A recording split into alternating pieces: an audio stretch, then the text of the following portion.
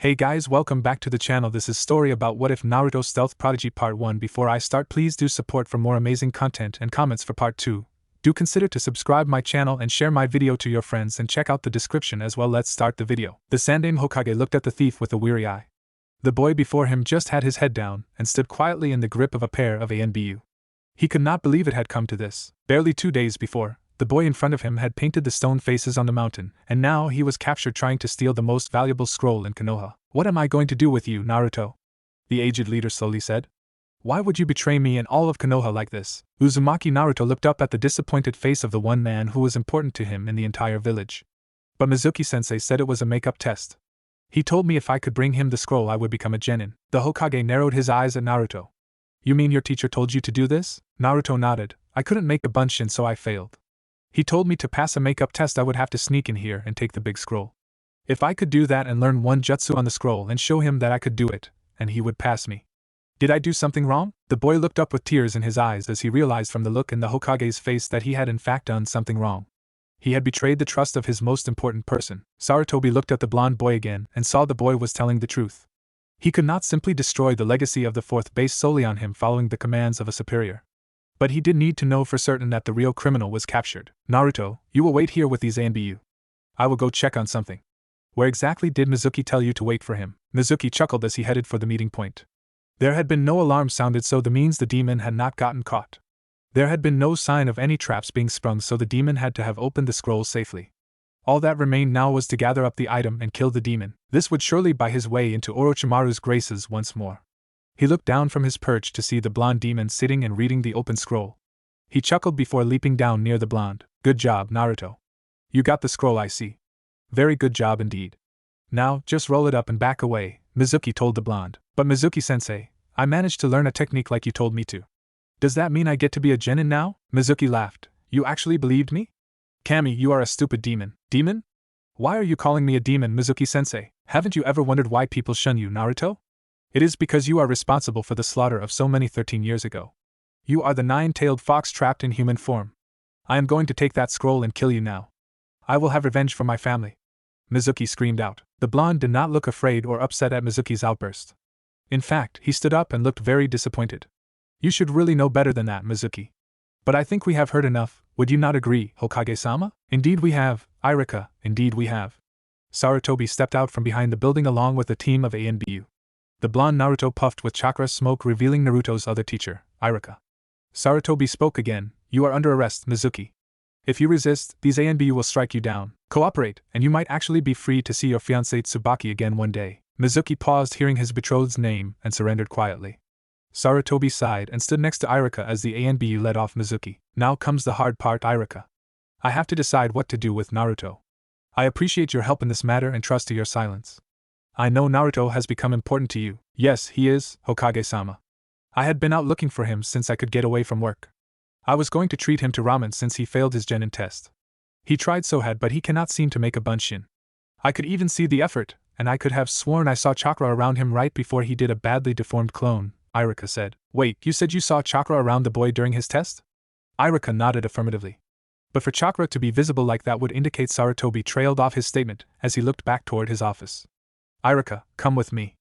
I want to have you there when I talk to Naruto again. Irika nodded and followed as Sarutobi leapt back toward the Hokage tower. The ANBU stood watch over Naruto as the boy sat in his misery. The woman in the cat mask was familiar to Naruto as she had been one of his many silent watchers over the years. He had tried to speak to them on occasion, but they always shook their heads at him and indicated they were not permitted to speak to him before falling back into the shadows. She sighed softly behind her mask as this was not a duty she would have liked at any time. She could clearly see the boy had great potential, but somewhere along the line, something had gone wrong. She could sense chakra from him at a level a chunin would envy. She had filed reports often enough about the pranks he had pulled, and his skills in planning and evasion were easily chunin level. She assumed no one felt the boy was worth the effort. It really was a shame. The Hokage entered the meeting room followed by Irika with some files. Kat nodded silently acknowledging Sarutobi's presence, and moved to wait in the corner.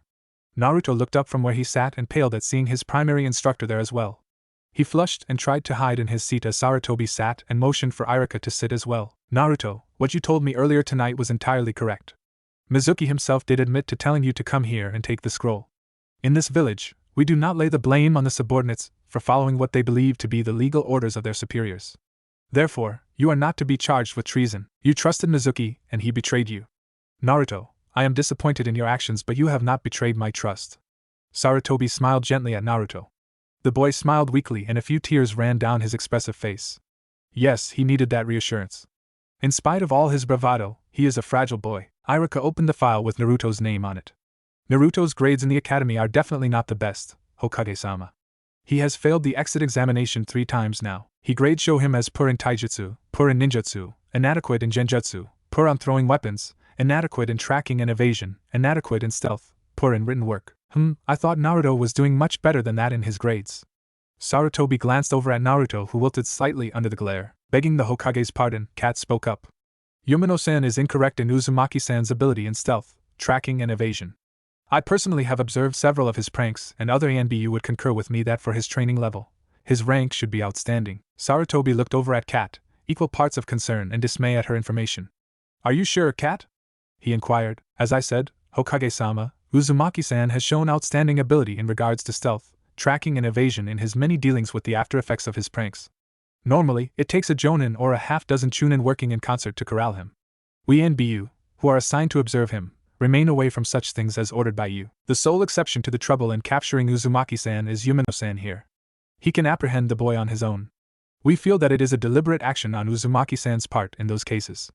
There have even been cases where he has managed to elude his ANBU watchers for up to 5 minutes as well. He normally is quite aware of our presence nearby but rarely the exact location. We put that awareness to experience, and some innate ability. Iruka, who is the person grading Naruto in the areas of stealth, tracking and evasion? That would be Mizuki, Hokage-sama, Iruka responded. Kat, why is this the first I am hearing about such ability on behalf of Naruto? It has been documented in many reports submitted by myself and others, Hokage-sama. We all assumed you knew and were not showing favoritism in regard to Uzumaki-san. His pranks cause ill will for himself even if they are just attempts at attention. Sarutobi frowned deeply and almost growled as he rose and stalked out of the office. He returned minutes later carrying several files, all labeled Uzumaki Naruto. He passed one to Kat and asked, "Is this one of your reports?" Kat briefly scanned the report. It was regarding a prank by Naruto 2 weeks prior. This is not the report I submitted, Hokage-sama. The general wording is mine, but many details have been edited out and the amount of damage incurred has been altered. In this incident, only a single vendor's cart was touched, not a half dozen as the report states. There was no damage to the vendor's wares and this report states near complete destruction. Sarutobi had a true frown on his face now. Your reports all go through Koga-san, Kat? Yes, Hokage-sama. He is one of Danzo's former root members. It seems several people are trying to get Naruto into bad graces all over. But one rabbit might have flushed one another out for me. Danzo has a standing request to have Naruto assigned to his training program. I have consistently forbidden such a thing. The fourth would roll in his grave if I did that to Naruto. Sarutobi sighed. Kat, round up several of the others who have filed reports on Naruto whom you trust. In the morning, I want you all to go over all of your past reports filed on Naruto in my office over the past 2 years. I wish to know the truth on what they say against what you actually wrote. Naruto, tomorrow we are going to have all of your skills re-evaluated by people I trust in all the areas not taught by Iruka alone. Be back here at noon tomorrow. I'll escort Naruto home and bring him back here in the morning, Hokage-sama, Iruka offered. Sarutobi just nodded. The teacher led his student out of the building. Come stay at my house tonight, Naruto. Things are going to be bad tomorrow and keeping a close eye on you might be the best thing right now. Why are things going to be bad, Ikura-sensei? Asked Naruto. Because some people have done the worst possible thing to do in Konoha. They intentionally lied to the Hokage. It also looks like they did the second worst as well. What is that? They put it in writing. Koga walked into his office to begin another boring day of work. Being a secretary in the Hokage Tower was not a glamorous job for a former ninja and root agent, but he could think of worse. At least the new academy class graduating would mean he could funnel a few of the more promising of the true test failures to his master Danzo, en route. He saw a lower-rank secretary waiting there for him, behind his desk. Ah, Koga-san. Hokage-sama is waiting for you to discuss your new job. I was assigned to take over your old job this morning. It seems you are being promoted. Koga was surprised but pleased. He did work hard at his job. It was good to hear that his efforts would be rewarded. Smiling to himself, he hurried up the stairs to find out where his new position would be. Koga arrived at the top of the tower to wait for a few minutes before the Hokage's main secretary to usher him into the Hokage's office. He bowed before the Hokage and waited as Sarutobi pulled out a scroll and a pair of folders from his pile of paperwork. Ah, Koga-san. I am glad you came up here so promptly. We have need of a quality man to fill a new position that just opened up in our liaison office with the daimyo, and your name was brought to my attention. I am flattered, Hokage-sama. May I ask what the new position entails? Of course. Just a moment. Sarutobi turned to his intercom. Could you bring in that tea and coffee I had asked for earlier, Yuemi? Of course, Hokage-sama, the secretary replied in a pleasant voice. Koga paid no attention to the door opening behind him. Suddenly, he stiffened as he lost all control of his movements. A blond man wearing a Jonin vest stepped in front of him and made a hand sign before his face. A Yamanaka. I must. Inoichi, Shikaku, right on time. Inoichi, please have Koga-san be seen leaving the main gate toward the capital. I do not want Danzo and his cronies getting wind that one of his spies has been caught just yet. I will have the paperwork of his mission filed immediately. Once Koga is seen leaving, get him to Ibiki as soon as you can. Kat sat in the file room with 3 other masked ANBU operatives. The Hokage's secretary, Uemi, had shown them the correct cabinet with reports that mentioned the Uzumaki boy. Dozens of incident reports filled 2 drawers in a single cabinet. Kat looked through the cabinet and pulled out the ones she had personally filed reports on. She glanced at the first one and shook her head as she saw the large amounts of editing that had been done to her report. She took out a pad of paper and began to take notes. The file she was reading was on a stink bomb incident months before. The noxious substance Naruto had used did in fact cause a store to close while the air was blown out of the building. The owner had thrown Naruto out for simply asking how much something cost a day earlier. Kat distinctly recalled the foul odor, and that had done nothing beyond fouling the air. But the damage report was severely inflated beyond closing the store. It showed that an acidic compound had been used and damaged a large portion of the man's wares. The Hokage office, being officially responsible for Naruto, had authorized payment to replace the damaged goods. Kat was impressed by the amount listed. She looked into several other prank cases and noticed in all cases that money was being paid out for damages that had never happened. She listed every amount on her pad. The other operatives noticed what she was writing and began calling out the bogus damage payouts from their reports. After all the reports from the past 2 years alone were tallied, an impressive amount was listed. Wow, if he had actually done the damage these reports listed, we would not have a market district. There is enough money being siphoned out to pay several high-level ninja a hefty salary, Kat thought. This would not happen if the Hokage was not swamped by so many reports each day. Koga has been able to falsify reports for possibly years now. He is not living above the means for his position, so the money is going somewhere else. That is something else for Ibiki to find out. Kat gathered her notes and set off for the Hokage's office. The secretary, Uemi, waved Kat directly in to see Sarutobi. Kat bowed, then began her report. Hokage-sama, my fellows and I have examined many reports on Naruto's pranks over the last 2 years. Our preliminary finding are that a pattern of falsehood exists in the reports, and that monetary damages being paid out by the treasury exceed any real damage by a factor of 100 or more. In fact, from our own recollections, any damage actually incurred was more from people panicking than from malicious behavior on Naruto's part. Our knowledge of his pranks shows that they are intended to annoy and disrupt rather than hurt anyone or anything. Sarutobi nodded slowly. That last bit falls in line with Naruto's character. He is starved for attention, and even negative attention is better than none. Koga will have a lot to answer for, but we must move quickly. He will be missed soon. Kat, find Kakashi and tell him I need his old team for a secret mission. I will see him this afternoon once I have examined Naruto's performance. Iruka walked in the training hall with Naruto as the Hokage waited with a pair of ANBU bodyguards. Iruka stepped up and bowed to the Hokage. Naruto did as well after a light tap by Iruka. Thanks you for allowing Naruto to demonstrate his skills for you, Hokage-sama, Iruka said. Sarutobi smiled as he knew this would be less of a demonstration as a long embarrassment for the boy, but it needed to be done. Naruto, I know this will be a long, frustrating ordeal for you, but it is needed to see what you know and where you have been taught incorrectly. First, run through the 5 standard katas of the Academy Taijutsu. Naruto looked lost for a moment before Iruka nudged him. Your daily exercise forms, Naruto. Naruto nodded and set himself into a stance but was immediately stopped by Sarutobi. What is that stance, Naruto? Naruto grinned. It's what Mizuki-sensei had me do every day. He said it was a special advanced form just for me while everyone else did the basic stuff. Naruto noticed the scowl on the old leader's face and realized something. Naruto's grin faded as he mumbled, It's not, is it? Do you remember the basic moves, Naruto? Iruka asked. I think so, Iruka-sensei. Naruto then went through what he remembered, but he was awkward and off balance the whole time. Once the boy had finished, he stood quietly as Sarutobi looked on. The aged leader remained silent before nodding slowly. I have seen worse. Now for the 3 basic ninjutsu. Replacement, transformation and clone techniques. I am well aware of your skill with transformation, so we can skip that one. Using the full hand seal sequence you were taught, replace yourself with the bucket of water on the other end of the hall. Naruto looked down. It doesn't work for me if I use the whole sequence I was taught. I was using when I saw the team, Sasuke use. Sarutobi waved Naruto closer. Show me the hand seals you were taught without applying chakra, Naruto. Naruto stepped closer and slowly went through the seals. The ANBU, Bear, broke his silence with a mild curse. Sarutobi confused looked at Bear. You recognize that sequence? Yes, Hokage-sama.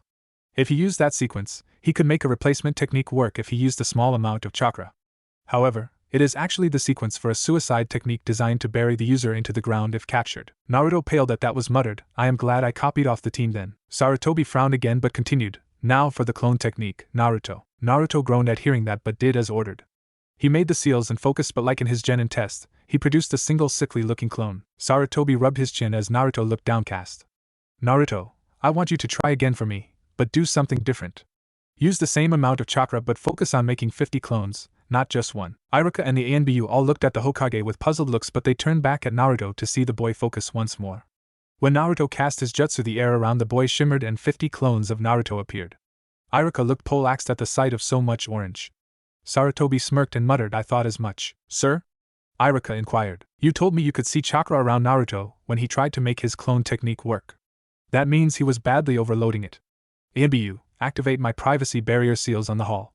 This next test would be felt clear outside the village without them if I am not mistaken. The ANBU complied and the walls glowed with a dim blue glow. Naruto, this last test will be the most important of them all.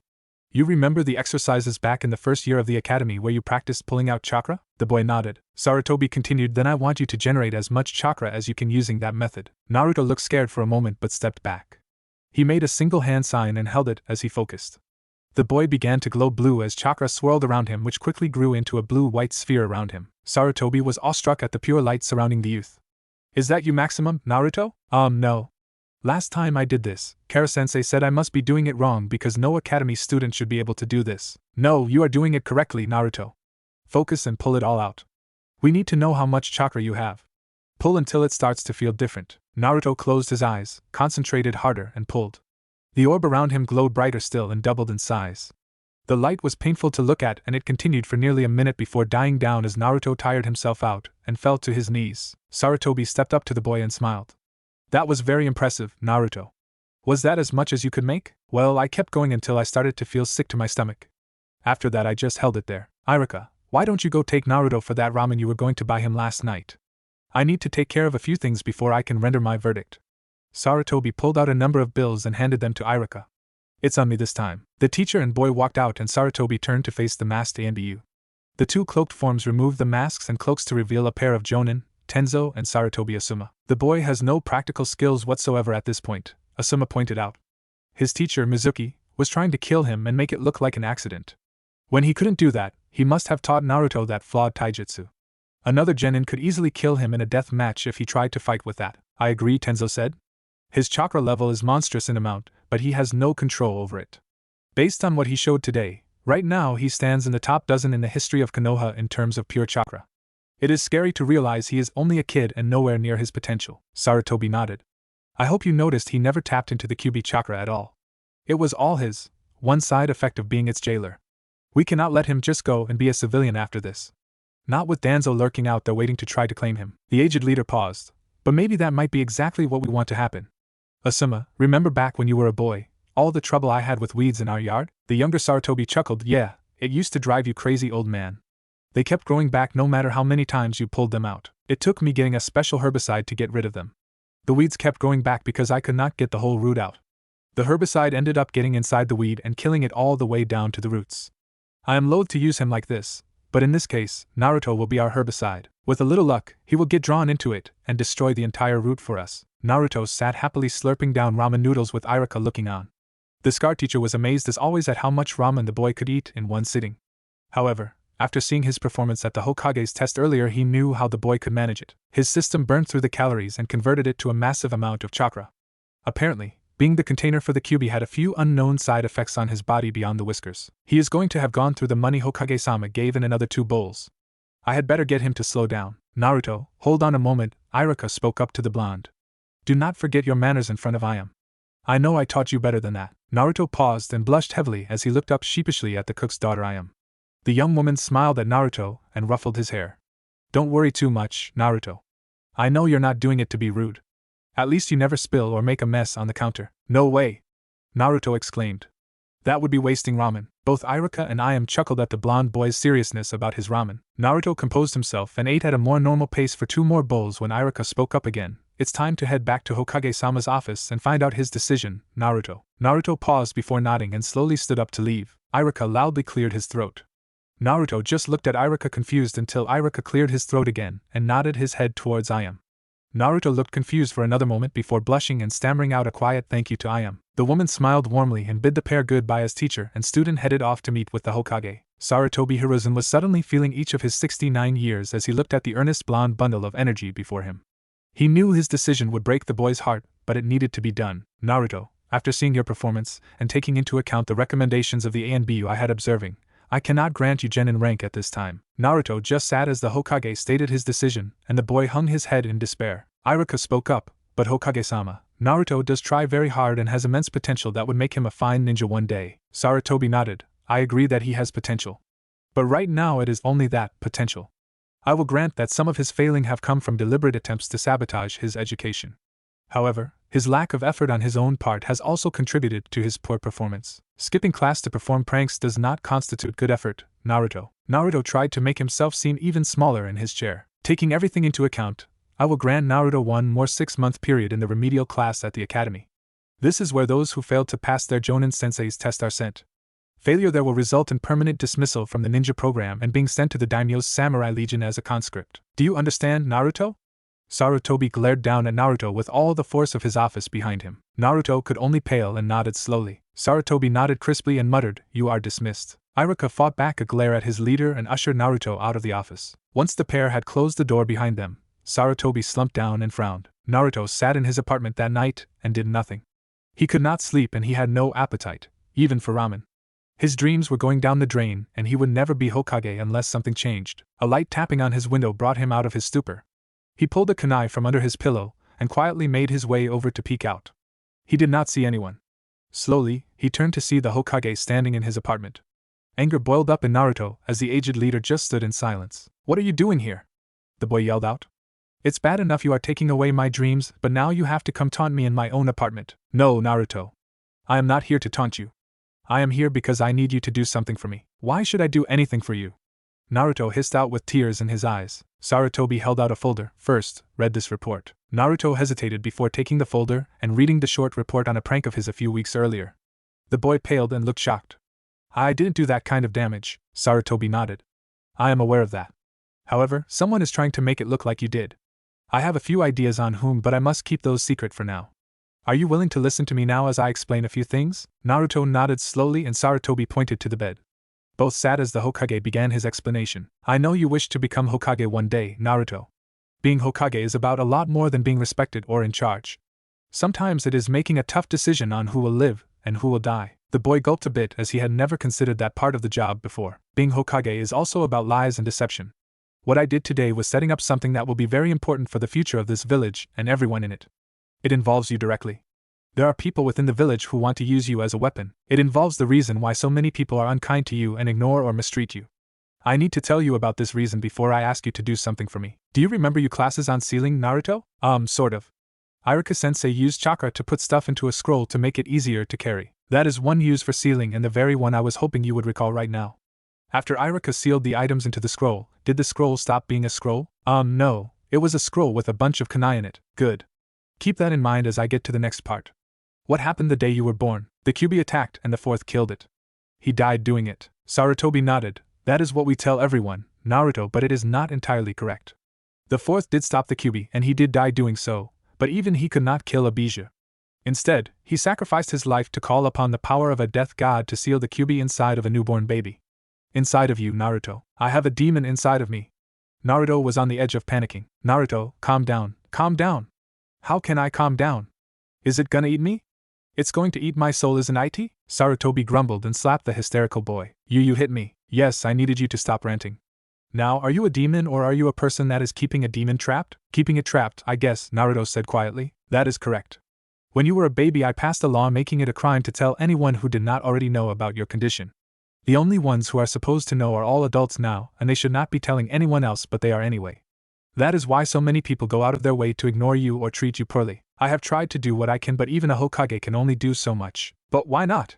Why do they treat me badly like they do? Mostly because of fear, Naruto. A single person can be smart and fearless but get a group of people in one place, and they become stupid and cowardly. Like I am at the ramen stand. She knows about your secret, but does she treat you badly? No, she is really nice to me. She sees who you are, Naruto, Not something to be afraid of, just a sad lonely boy who wants to have some ramen. But the crowd, they only see the demon, not the boy who keeps it captive. They don't see that you protect us all from and are afraid of it. I protect people from it? Yes, Naruto. Your entire life you have served the village by being its protector from the demon you keep trapped within you. But why did you threaten to send me away from here into the daimyo's samurai legions? I was getting to that, Naruto. I have a problem and I need your help to solve it. I do not want to just use you without you knowing about it, but I needed to make a point in public that people will know and talk about, and I did not have time to ask you first. This is one of the difficult decisions a Hokage has to make that I mentioned earlier, Naruto. There are people who do not have the best interests of Konoha in their hearts. They just want power for themselves. They know you are special to me and that I have watched over you for years. I needed to make it look like I was angry with you and was pushing you away. This way they will creep out from their hidden places and approach you. They will make offers to you and try to use you to get more power for themselves. These same people wrote the lies in the report I showed you earlier, so I should tell you right away if they come to me? No, Naruto. I want you to pretend to go along with what they want you to do. Their leader is the one I am after, not the little minions. Once they think they have you in their clutches, they will take you to him. That is when I will get him and take out the whole root of this problem at once. It sounds important. What if I can't do it? I think you can, Naruto. But I leave the choice to you. You have options. You can reject my mission and go through the remedial class and try to pass in 6 months. Iruka will be checking on your progress weekly to ensure you are being taught correctly. That alone should give you the skills you need to pass with no problem. If you accept my mission now, you would become an official ninja of Konoha, but no one will know about it except me until after your mission is complete. Naruto was about to shout his acceptance when Sarutobi stopped him. Before you accept, I have to tell you. Failing in this mission will likely result in your death, Naruto. I want you to spend a day to think about things over and I will return tomorrow night to hear your answer. Naruto nodded and Sarutobi disappeared in a burst of chakra smoke. Naruto spent the following day walking around Konoha. With his new knowledge about what he contained, he thought about the way most people treated him. There was a large difference in how he was treated between ninja and civilians. Active ninja would just ignore him like they would any other 12-year-old academy student, either good nor bad. The extreme hatred that Mizuki had shown him was not the norm but the exception. Retired ninja were generally neutral to him unless he had pulled a prank on them. Civilians tended to shoo him off and pull their children away from him. Older merchants were more hostile than most, but he also added in the fact that a large number of them had been pranked after he had been treated poorly. Kids his own age and younger varied from wary to neutral, with a few openly nice to him. His wanderings took him to the academy, and he watched from the swing as the students who passed were leaving with Jonin. Kiba, Shino and Hinata left with a pretty red-eyed lady. Choji, Shikamaru and Ino left with a bearded Jonin who looked somewhat familiar to Naruto, but he didn't know why. Eventually, Iruka left for the day, but he spied Sakura-chan, Sasuke-team and one other boy still waiting in the room. A couple of hours later, Naruto got bored and wandered off in his thoughts once more as the three still sat waiting in the classroom. His wandering eventually found him in front of Ichiraku ramen. The blonde boy still did not have much of an appetite. But he sat down and ordered a single bowl of ramen because he knew he needed to eat anyhow. Ayam looked over at him concerned. What is wrong, Naruto? You barely ate anything last night, and just one tonight. Are you sick? Naruto gave her a weak smile. No. I just found out a few things about myself yesterday. About why people treat me like they do. Ayam looked sad for a moment before smiling at the boy. Me and Dad have always thought you were a hero, Naruto. Everyone who takes the time to get to know you knows how good a person you are. She winked at him. If you were a few years older, I'd just keep you for myself. Naruto was confused by her flirting and just ate his ramen in silence after that. Naruto was sitting waiting when Sarutobi appeared in his apartment later that night. Well, Naruto, what is your decision? Well, I am scared, but I'll do it, old man, Naruto said with a hesitant smile. Sarutobi nodded. Then I can tell you what you need to do. Tomorrow, you will try to see me in my office to try to convince me to change my mind about making you a genin. I will have you thrown out after a loud shouting match with one of my ANBU. He will say some hurtful things to you, Naruto, but this will all be cover for what you must do later on. Hurtful? Sarutobi nodded once more. He will call you several cruel names in front of several secretaries whose allegiance I am not certain of and have you removed from the tower without seeing me. Please know that I do not think that way at all. After that, you must not try to see me in the tower. I will come here once a week for any information you might have learned. Once you have been thrown out, you act bitter towards me and, if you choose to do so, make unfavorable statements about me. This will draw the people I wish to capture to you. I will assume it will be for some kind of special secret training. Go along with them and earn their trust. In time they will take you to see their leader. I believe him to be the man named Danzo, the limping bandaged guy. Naruto asked. You are an observant one, Naruto. Well, he is always looking at me whenever I see him.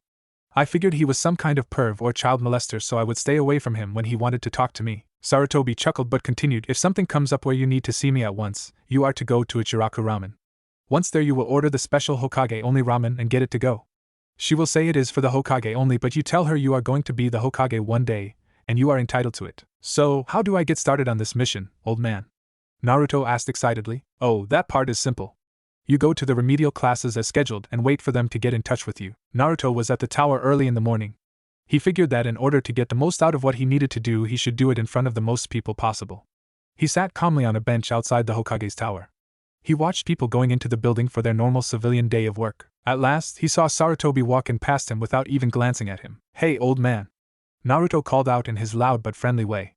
I need to talk to you. Unlike all the previous times Naruto had called out to him, Sarutobi continued on without turning and entered the building. His ANBU bodyguards had barely glanced at Naruto. Steeling himself, Naruto ran into the building after the group. Hey, wait a second! He cried out as he trailed the Hokage up through the building. Please, Gigi, I really need to talk to you about this. He made himself sound desperate as they passed many lower-level offices. Heads peeked around desks as the boy's shouts drew more and more attention. Naruto finally got to the office door and tried to enter like he normally did when he came to the tower. His hand was stopped by one of the ANBU guards taking hold of his wrist. Hokage-sama will not see you, child. He has no more time for the antics of a failure, the bare-masked guard said in an even tone. I am not a failure! Naruto yelled out. I am going to be Hokage one day. You'll see. He pulled his hand free and reached for the door handle once more. Naruto suddenly found him face slammed into the wall with his arm wrenched behind his back in a hammerlock. Ow, he whimpered. The ANBU took hold of his jacket collar and, holding tightly to the arm he held, Frog marched Naruto back down and out of the building. Naruto protested loudly the whole time. Once outside, the ANBU hurled Naruto to the ground and spoke in the calm, even tone ANBU are normally heard in. Uzumaki-san, you are barred from returning to this tower without being summoned from the Hokage or one of the officials within who require your presence. If you return without being summoned, the Hokage will allow the charges he is holding back for the defacing of the monument to proceed, and you will be arrested and placed in prison for treason. Do you understand what I have said to you? Naruto sat in the dirt and slowly nodded. I require a verbal answer from you, Uzumaki-san. Do you understand what I have said to you? Naruto replied in a soft voice. Yes, I understand. The ANBU nodded before turning and going back into the building. Naruto sat in the dirt for a few minutes before rising. Tears fell down his face as he slowly walked away from the tower. Sarutobi looked out his window at the blonde boy walking off. Even knowing this was a setup, he felt bad for having to subject the boy he loved like his own grandson to such treatment. There was a knock on his door and Bear entered the office. Sarutobi looked over to see Asuma remove the bear mask and look at him for a moment. Asuma had been about to express his dislike of having to do that to Naruto, but the look of pain in his father's eyes told him that silence was the best option. It's done. As ordered was all he said. Sarutobi nodded. Now we wait. The hardest part about fishing is seeing what nibbles on the bait you toss out and how long it will take. And hoping they do not notice the little hook waiting for them when they do. Rumors spread like wildfire across Konoha. The third had Naruto tossed out of the tower. Many people thought that finally the demon container was losing favor with their aged leader. One foolhardy soul decided that he could act on his dislike of the boy. Naruto had been walking with his head down and hands in his pockets when the bottle came flying out of the alley. It suddenly swerved in mid-air and flew up to a rooftop to be caught by an ANBU. Naruto never even noticed it. The man turned to flee, but he ran into a single ANBU waiting behind him. The boy may have fallen out of favor, idiot, but the third's law still remains. The ANBU vanished with the civilian in a swirl of leaves. Several days after the incident at the tower, Naruto arrived for the remedial classes. He was surprised at 13 of the 20 other students there who had actually passed the Genin test. But why are they here if they passed? He wondered. The largest surprise he found was Sakura was in the group. She got assigned to a team with Sasuke and some kid that was from an outskirt village. I don't see the team or that other kid, so why is she here? He noticed that Sakura had her head hung in defeat much like he had when he failed the tests. Even her normally vibrant pink hair had a dirty look to it, showing it had not been washed in days. He walked up to her. In a quiet voice he asked, Sakura-chan, what are you doing here? Sakura looked up at him. Her bright green eyes lacked any life at all. Oh, hi Naruto. Guess I'm where I belong, with the losers. What happened? You passed the test. So did a bunch of other people in here. I don't understand. Sakura sighed. It seems there is a second test by the Jonin teachers. If they fail you, you get washed back. My team failed. But if you failed, then where is the team? He said, puzzled by her answer. Kakashi-san said his skills were good enough that he could be used as a replacement in an existing team. Mine weren't, she said with no energy. Naruto was shocked by her answer. Add in the fact that he had insulted Sasuke and Sakura had not even reacted, and he was really worried. He sat next to her, and she still did not react to him. Sakura, I'm sitting next to you, you know. I'm not even defending myself, so if you felt like it, you could hit me on the head for it. Sakura just lowered her head once more. No thanks, Naruto. Naruto tried to think of something else to cheer up Sakura. You know, it could be worse. They could have kicked you out altogether. If they sent you here, they might think you are still good enough but just lacking something. Like with me, I can't make a simple clone. If you fixed that one area, you could be a ninja after all. Sakura looked up again. You really think so? But what if I fail again and then they get rid of me? Then go out trying your best. I read something once but I can't remember what it said, so I'll tell you what I remember of it. I will fight until I have nothing left. If my weapon breaks, I'll fight with my hands. If my hands are cut off, I'll kick them with my feet. If my feet get cut off, I'll crawl along the ground and bite them. If they kill me, I will still win by getting my blood on them and ruining their clothes. Sakura chuckled at the corny last line Naruto said as his grin seemed to lighten the mood she was in. That was horrible and I never heard of anything like that, Naruto. But I think that was something like a samurai's motto. Maybe, but it did make you smile, Sakura-chan. You look much nicer when you smile, he said with honesty. Sakura smiled weakly at Naruto after that. Thanks, Naruto. They sat in silence until an instructor neither knew came in. The man wore the standard uniform of a chunin of Konoha. He looked over the students in the room with a blank look before speaking in a loud, clear voice. All of you are here for one reason or another. The underlying reason is that all of you here have washed out of the academy training program. None of you are any longer on the fast track for advancement, and few if any of you are likely to be making Jonin rank. You are plain grunts from now on. I am the only person you need to impress while I see if I can salvage any of you into passable ninja. I will not tolerate backtalk or slackers in my class. After today, all of you will come to class in suitable attire and respond to military discipline. You will address me as sir. That is the only way you will refer to me. Do you understand me, class? A few students replied with a weak yes, sir. I could not hear you. Do you understand me, class? The class replied louder, yes, sir. In the future, all replies will be loud and clearly spoken. You will wear dark blue, dark green, or black clothing to class. Brightly colored hair will be covered when on duty, or dyed to a dark color. It will not be loose below your neck. He glared at Sakura and Naruto specifically on those points. When I call on you in class, you will rise and stand straight before replying to me. Are there any questions for me? Naruto raised his hand slightly above his head.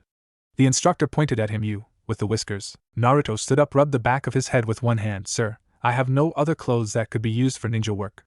I don't have enough money to buy better clothes. The instructor raised an eyebrow. Whiskers, did I say you could smile or rub the back of your head when you addressed me? No, sir. The instructor got up close to Naruto and glared at the boy from a few inches away.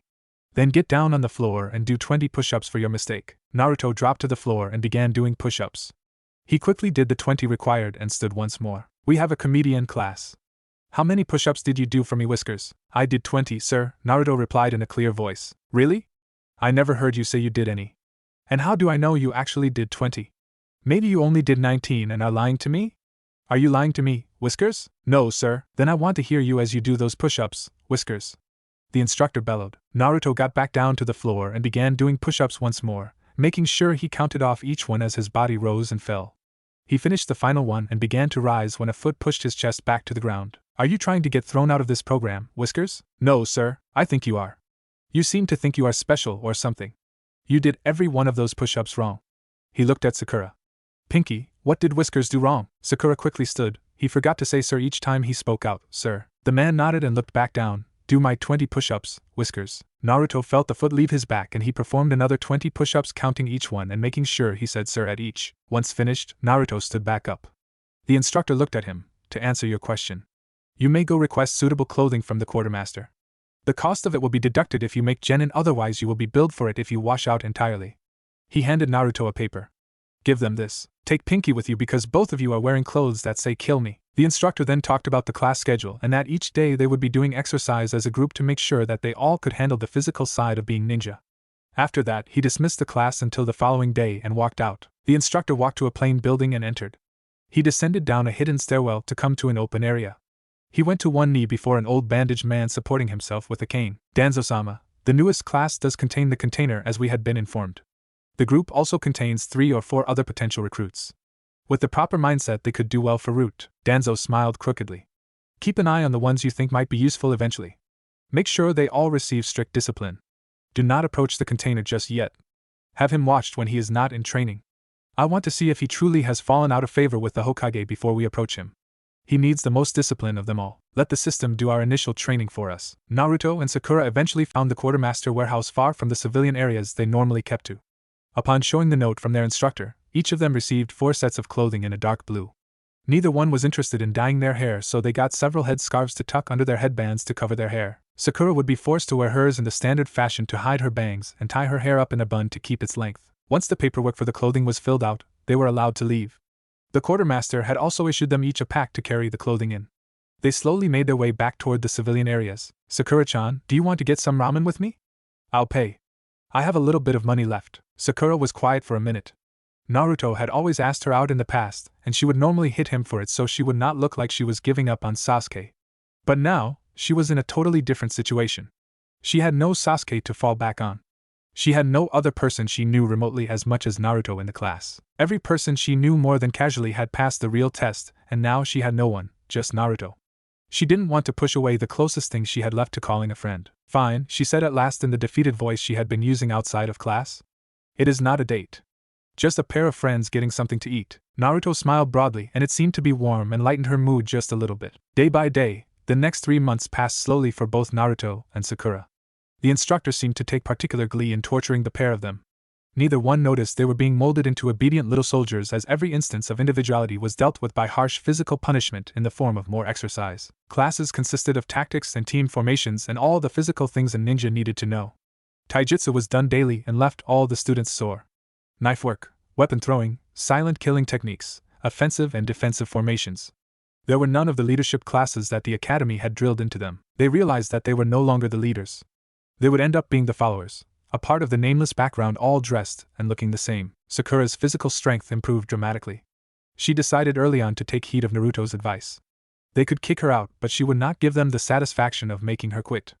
Her slender arms gained muscle mass along with the rest of her body. In response to her increasing physical energy, her chakra reserves were several times what they had been in the original academy. Her build became more like a gymnast than anything else, as the flexibility exercises the class had kept her from growing muscle-bound and looking like a weightlifter. In the second month after a grueling day of running an obstacle course, Sakura's bun had come undone and her long hair cascaded down her back. The instructor was immediately yelling at her to do something about it.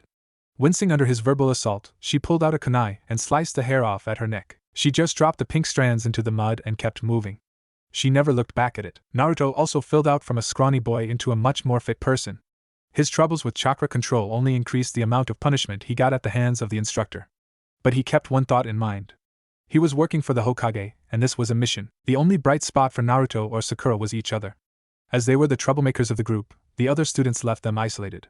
During training they would watch each other's backs and make sure the other was getting through that stage of the training. They would sit together during lunches and walked back to their homes at night together. Every few days Naruto would treat Sakura to ramen, but he ate much less than he had in the past as his funds had been drastically cut. Neither one spoke much outside of training, and they only caught glimpses of their old friends as they passed by doing other things. They did see that their former friends never bothered to notice the pair of trainees in identical outfits and head coverings. True to his word, the Hokage came by his apartment once a week late at night. Early on, Naruto would give long detailed talks about his experiences, but every week these became smaller. After nearly 3 months he just said in an exhausted voice, "Nothing to report, Hokage-sama." Sarutobi frowned at hearing that as the entirety of what Naruto had to say. But he could see the changes in the boy over time. He hoped that the bubbly boy he knew was not lost forever. The Hokage then left Naruto's apartment in a puff of smoke. Back in his mansion, Sarutobi shivered as the shadow clone dissipated and the memories flowed into his mind. He needed to push things along faster. Root must be holding back to have not approached Naruto yet. He needed to make things move faster. He was worried about many things, and the disturbing report of a Genin team headed for the Wave Country being killed along with their Jonin teacher and client seemed more ominous than usual. The instructor looked over his reduced class. From the original 21 students, 13 remained. The rest had left the program on their own. The first 3 months of this program are now over. I hope I have instilled the proper amount of physical and mental discipline into all of you that will be needed in your time as ninja of Konoha. I will turn you over to a new instructor tomorrow to handle your chakra and jutsu training. There was a call from the door, "Stand for the Hokage." All the students stood quickly to attention. The Hokage walked in briskly with his white robes and official hat. He looked out at the teenagers and frowned before turning to the instructor. "These are the washouts of the last academy session." "Yes, Hokage-sama." "They just finished their physical retraining and move on to the chakra and jutsu retraining tomorrow." The Hokage nodded. "Any problems from any of them?" "Only Uzumaki and Harino, Hokage-sama. They seem to not like to follow the rules, but we are certain they will fall into line. Their years in the academy left them thinking they were special." Sarutobi walked over to the still at attention Naruto. "Still causing problems, Naruto? You must really want to spend the next 20 years of your life in the daimyo's legions, don't you?" "No, Hokage-sama," Naruto replied. Sarutobi looked at the instructor. "Make a note in Uzumaki's file. If he fails out or quits, he goes to the legions as a conscript. Haruno as well. The ranks do not need troublemakers. Yes, Hokage-sama. Sarutobi turned and left without another word. Both Naruto and Sakura looked scared as the instructor turned a malicious grin in their direction. Danzo-sama, we have an update on the container. Sarutobi has threatened to send him to the legions as a conscript. Excellent. Desperate men turn to whoever gives them comfort. Watch his home for another 2 months. If no one sees him by then, send in a low-level operative to approach him with an offer. Danzo turned his attention to other things as he could see his new weapon getting deeper into his grasp. Sarutobi normally liked going out and seeing the training of the various ninja under his command. This morning he felt too sick to do so. His need to force Danzo's hand was becoming too great. He had been forced to threaten not only Naruto but a person who had no connection to his plans. He remembered the perky pink-haired girl from Naruto's class and knew she should not be in that program. Kakashi had failed the team over poor ability and the lack of any sort of teamwork. He even suggested that the Uchiha be turned over for psychological tests due to his monomaniacal need to kill his brother. It had been the manipulations of Sarutobi's old teammates that had the Uchiha boy assigned out as a replacement for an incomplete team. Like it or not, his power as Hokage was waning as his age increased. Danzo would not outlive him by very long as the old Warhawk was badly crippled. The root organization Danzo created would outlive both of them and be a drain on Konoha unless it was destroyed. Naruto was the big variable for Sarutobi. The boy needed so much more than he had gotten in his life. If someone were to offer him better than he had received in the past, the Hokage felt there was a slim chance that the boy would turn. He needed someone else as a backup to Naruto just in case the boy did turn to what he was offered. Naruto liked the instructor for chakra training a lot better than the one for physical training. Sakura was helping him with class work as much as he had helped her with physical exercise. The pair had become a team in practice but not in fact. In spite of getting the most punishment, and excluded by the others, they were also the top 2 in the class. The discipline he had been subject to for the past 3 months taught him to concentrate and focus on what he needed to do. That helped him refine his chakra control now that real training on it began. The class had been asked to do the most basic chakra measurement exercise for the teacher. Sakura was surprised to see that her reserves had increased several times over what they had been in the academy. Her control remained as perfect as before and might even have improved somewhat through the discipline. When finished, she kept her face composed and bowed. "Cha! I pulled it off," she shouted inside. When it was Naruto's turn, he looked straight at the instructor and said, "Sir, do you want my best or what you need to see?" The instructor just sneered and said, "Your best is what I want to see." "Yes, sir," was all Naruto said before he exploded in light. The entire group felt like they had looked into the sun. Naruto glowed like that for 10 seconds before the instructor was shouting at him to stop. It took several minutes for the instructor and the class to regain their sight. Naruto managed to hide his smirk before the instructor could see it. "Never do that again, Uzumaki. I will admit you have more chakra than anyone your age should have, but that is not a reason to flaunt it. You need to control all that power." "Yes, sir," Naruto replied. The instructor led the class outside. "All right, class. Now we will start your chakra control exercises. All of you have shown enough chakra to do this, so I want no slackers. Today I will show all of you how to climb walls and trees without your hands. You will use chakra through the soles of your feet to grip the tree. This technique is the basis for the tree and roof running you see so many ninja of Konoha use." The instructor walked up to the wall of the training area and with a slight push-off walked up the wall. He stopped about 20 feet up and looked down at the class. The most difficult part of this exercise is getting used to the way your perception shifts when in a plane that is not vertical. It is easy to become disoriented because gravity still works on you even though your feet are gripping the surface. That is why this is used mainly as a practice exercise and not a routine procedure. First step. Lift one foot and place it flat on the wall. Mold chakra through that foot to get it to grip at the wall. Once you can lean back at a steep angle and have your foot remain gripping the wall, you get my attention and then you can switch to work on the other foot. Sometimes it takes a different amount on each foot to get this to work. You may approach the wall and begin. The class stepped up to begin. Sakura and the other girl in the class both managed to get one foot to work almost immediately. They raised their arms and were able to switch feet. Naruto was constantly applying chakra and having his foot pushing off from the wall. The jutsu instructor came up to each person in turn and told them what they were doing wrong. Each time he was telling the person to apply more chakra. He observed Naruto and growled out, "Way too much chakra, Uzumaki." Naruto applied less and less as his instructor told him until finally he managed to get the foot to remain attached to the wall. He was the last one to be switching feet, but he managed to get the second foot on the first try. The instructor was pleased that the entire class had managed the first step in only an hour. The next part would be a step up in difficulty. He led the class to a slanted section of wall at a steep angle with bars hanging over it. Second step. I want each of you to grab the bar on the wall in front of you. You will lift yourself off the ground and place your feet against the wall. You will use your chakra to hold your feet in place and slowly relax your arms until your weight is on your feet. You will need to increase the chakra you use to do this as more weight is on your feet. Once you can maintain the grip with your feet, you will release the bar and keep yourself firmly attached to the surface. Once everyone has accomplished this, we will move on. Once more the class began the new exercise. Sakura and the other girl were once again the first two to get it right, but Naruto was a close third behind them. The instructor walked up to Naruto and looked at him and finally pulled at him to see how well he was stuck to the slanted surface. How is it you could not get one foot to stick for so long but now can learn this part so fast, Uzumaki? I learned best by doing, sir. Once I knew how much to chakra use, it was easy after that. Adding a little more was easy for me too, Naruto informed him. The instructor chuckled as he turned to get the rest of the class up to speed.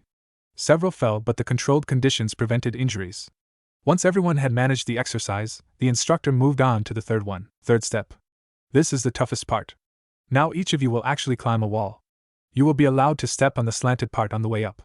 From a standing start, you will place one foot on the slanted surface, and lift yourself up, then place the other foot higher on the wall, and then proceed to walk up the wall. You will not run during this exercise. It is intended to train your control, not your speed.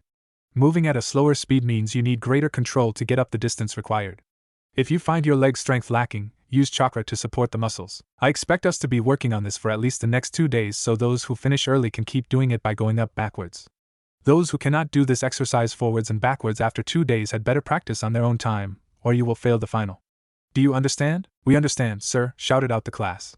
The instructor leaned against the wall to watch the class practice and fall often, but there were no serious injuries. Over the next 2 days, the class all managed to finish the exercise. Sakura had nearly exhausted her chakra even at the higher level of control. Naruto carried her piggyback toward her house as she lightly dozed. He caught sight of Team 10 going the other way but chose to say nothing as the group walked past. Shikamaru had only been grazed by Sakura's foot.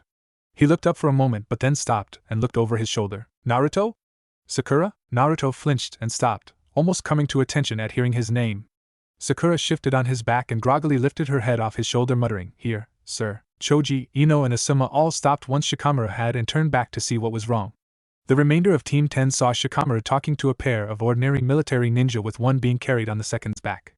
Asuma shifted to one side, recognized Naruto's face and frowned. The look on Naruto's face was extremely tired and his features holding a blank mask.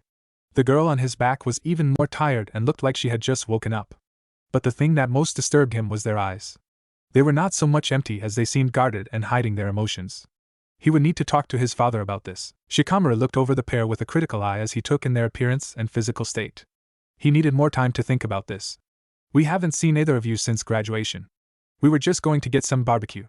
You want to come? Asuma frowned at first, but Shikamaru glanced back at him with a look and he spoke up.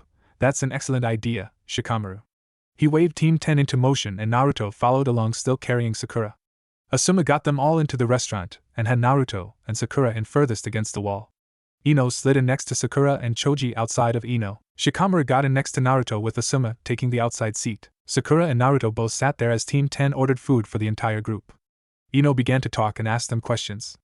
Asuma noticed neither one made a move to remove their hoods, so he spoke up. You can take off the hoods now. Naruto spoke up. We are still on duty until we arrive at home, sir. We are supposed to be in uniform on duty. Asuma nodded. Well, I am a jonin and I say you are off duty while you are in here eating, so take them off. Both Naruto and Sakura pulled the hoods off their heads and Ino almost freaked when she saw the state of Sakura's hair. Damn, forehead, what did you do to your hair? It's almost as short as Hinata's now. It was in the way and I didn't have time to roll it back up into a bun, so I had to cut it or do 50 push-ups for being out of uniform, Sakura replied in a tired voice. It was below my neck. Ino looked over at Asuma in shock as he nodded. But my ponytail goes almost all the way down my back. And I don't have to wear that hideous uniform. Why do they have to? She asked her teacher. Asuma sighed and slid into lecture mode. They both washed back from the elite program into the standard military ninja program. The elite program that you are in, Ino, is what most of the world sees of our ninja. The elite program gets the high-profile missions that make a village famous and get the village a lot of money from clients who wish for the ninja they hire to be seen.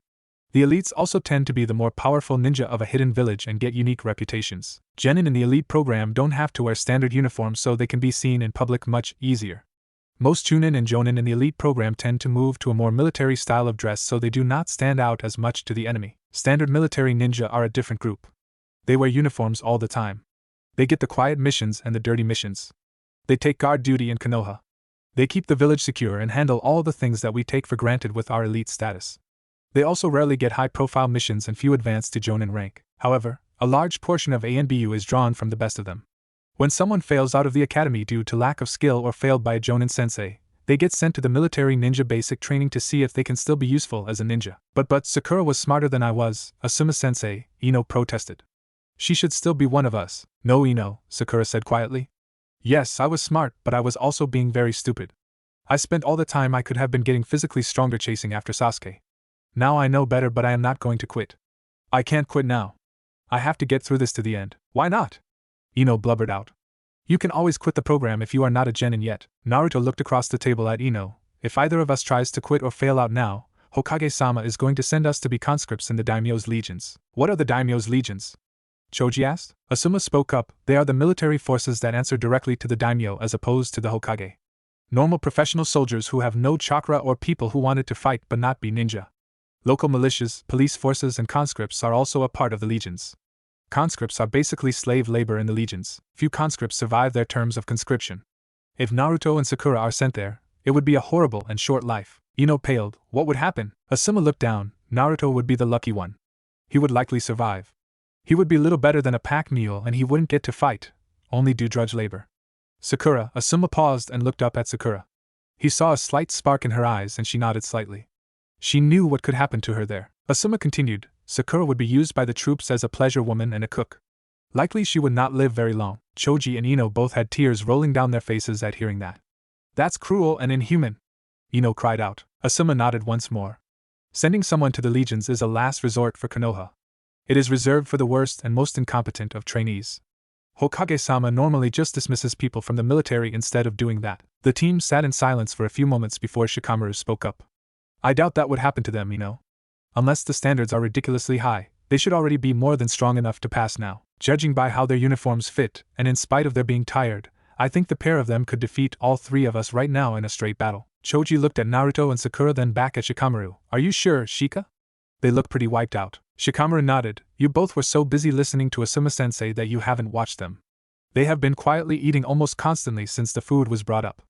I would guess that Sakura's chakra reserves are back up to a quarter of their normal level from being nearly empty less than an hour ago. Physically, they are each stronger than me and Ino, and they would not fool around with flashy jutsu. They would move into disable immediately with kunai and taijutsu. They are not mere ninja anymore, Choji. They are soldiers as well. I think Naruto as he is now would easily defeat Sasuke. Ino chuckled, as if Sasuke-kun would roast him in a few seconds. Shikamaru shook his head. No, Naruto would beat him in a few seconds. Not with anything flashy. Just go right about it, and cut him down without a word while Sasuke was trying to brag about his superiority. Naruto smiled slightly. I might let him think he had a chance, Shikamaru. But I think that is about right. Asuma spoke up once more. Ino, I mentioned that most of ANBU comes from the military ninja. What I did not tell you is more specific. Nearly all ANBU come from academy students that were watched back to the military side from the elite side. Think about it. They had the skills and ability to make it through the entire academy program, but lacked the one something a Jonin sensei felt was off to be a part of the elite.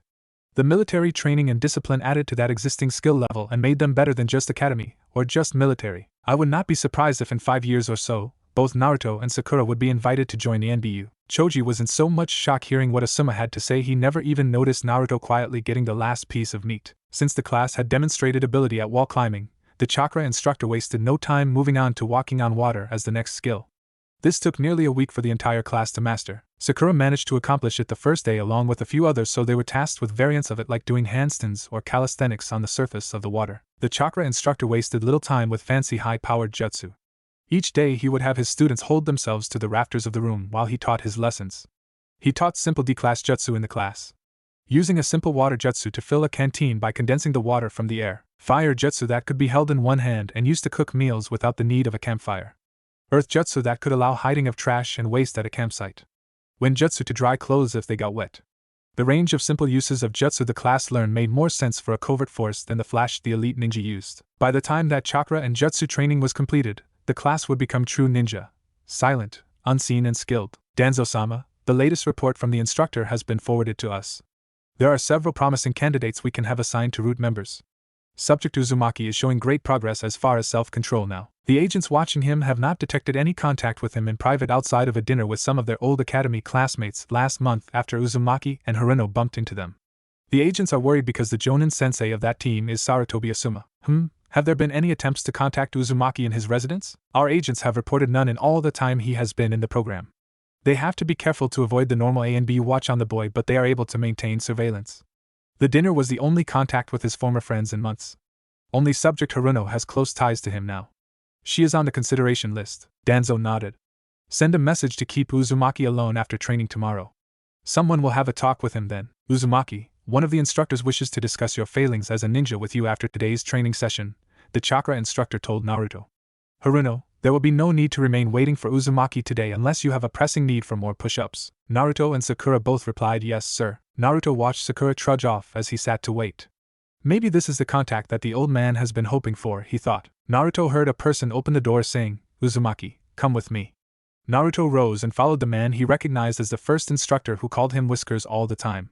He had never learned the man's name. The instructor led Naruto to an office and had Naruto sit in a chair facing away from the door. Wait here, Uzumaki. Don't turn around. A door across the hall was knocked on and it opened. Footsteps crossed the hallway and the office door closed. Naruto could hear two people behind him. Uzumaki, we have a problem to deal with. It seems you are up to the task for us. Right now you are on the cusp of failing out of our little program along with your little friend.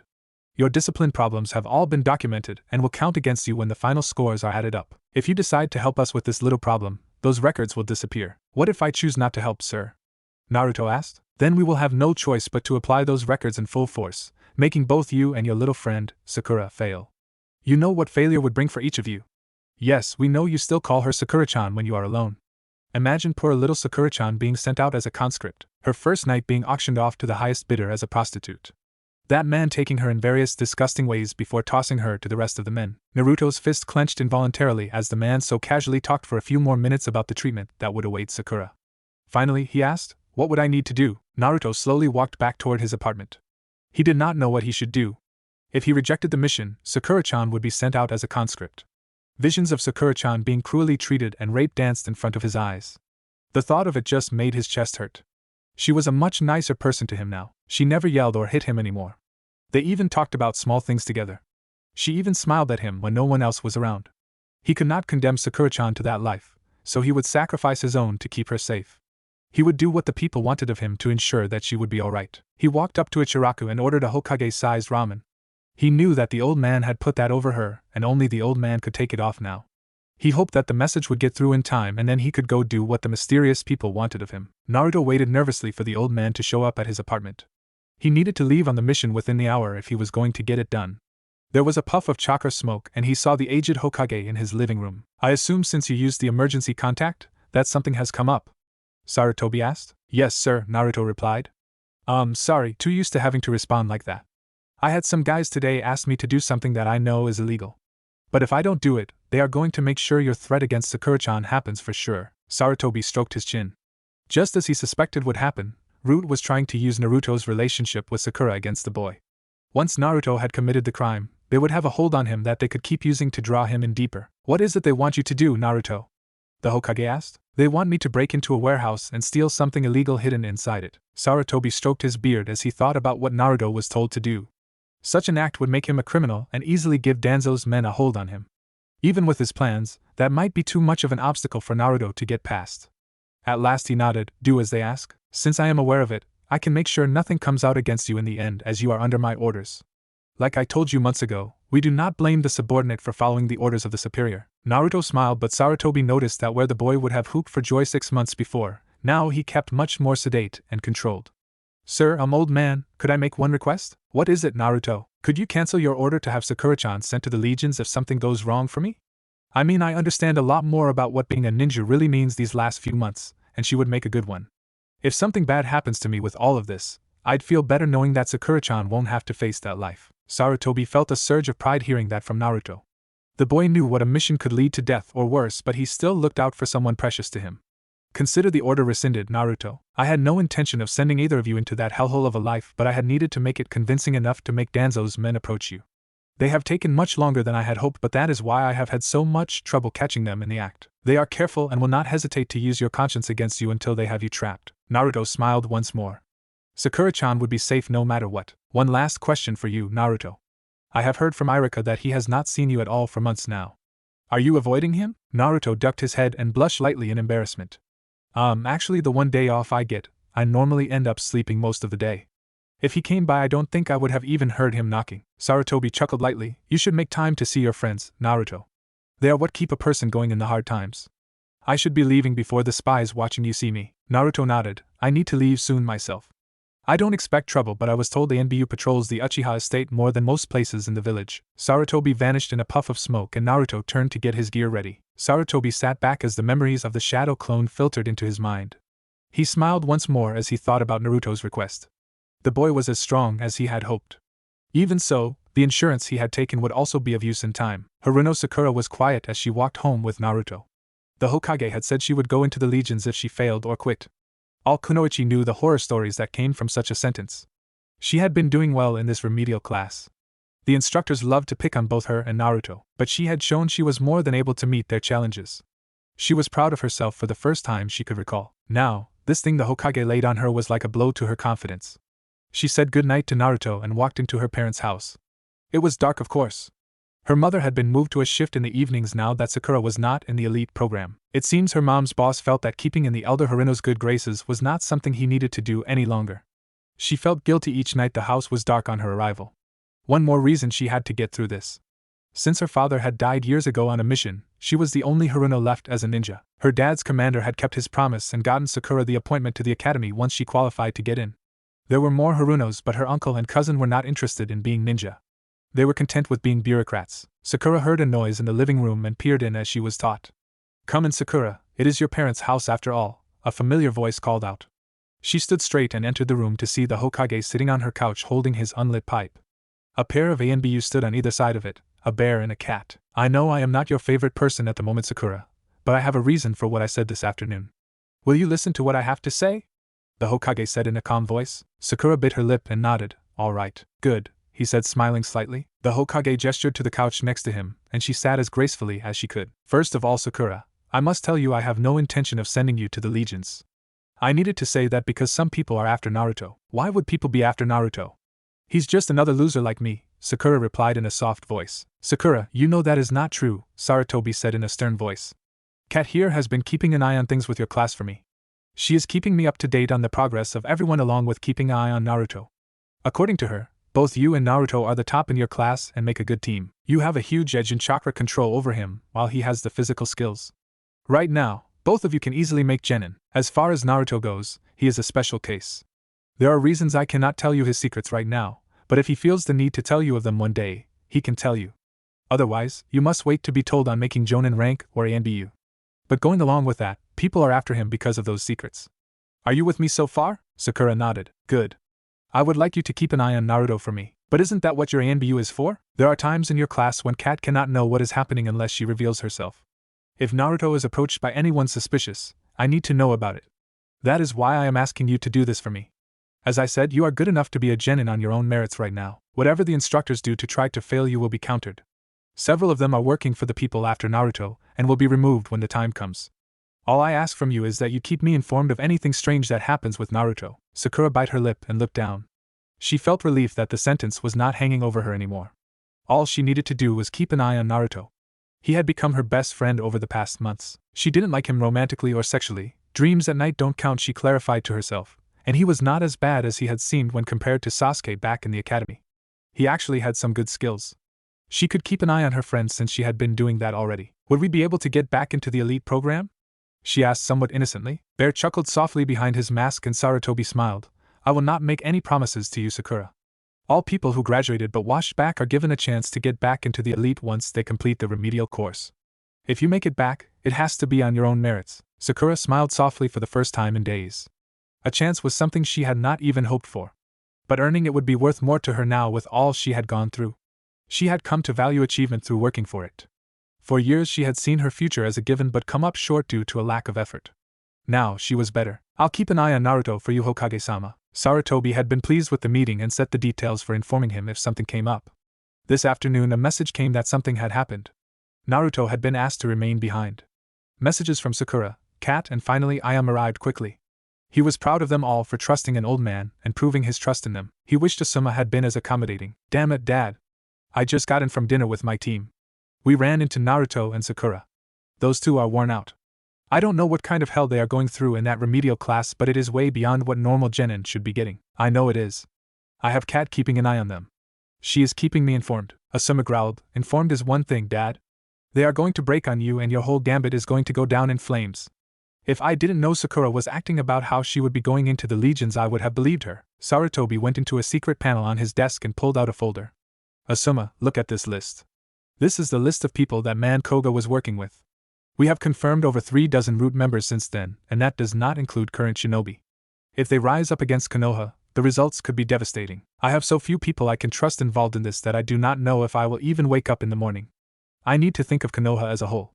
If Root takes this place, over hundreds, thousands will die in wars started by that lunatic. He has been working in the shadows for decades, hidden from me, hidden from Minato. Several members of the clan council are on that list, Asuma.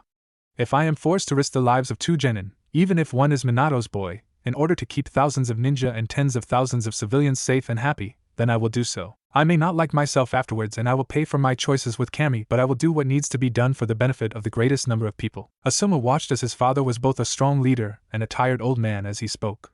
I have done much worse than this in my lifetime, Asuma. I just pray that the path I set finds them safe at the end of it.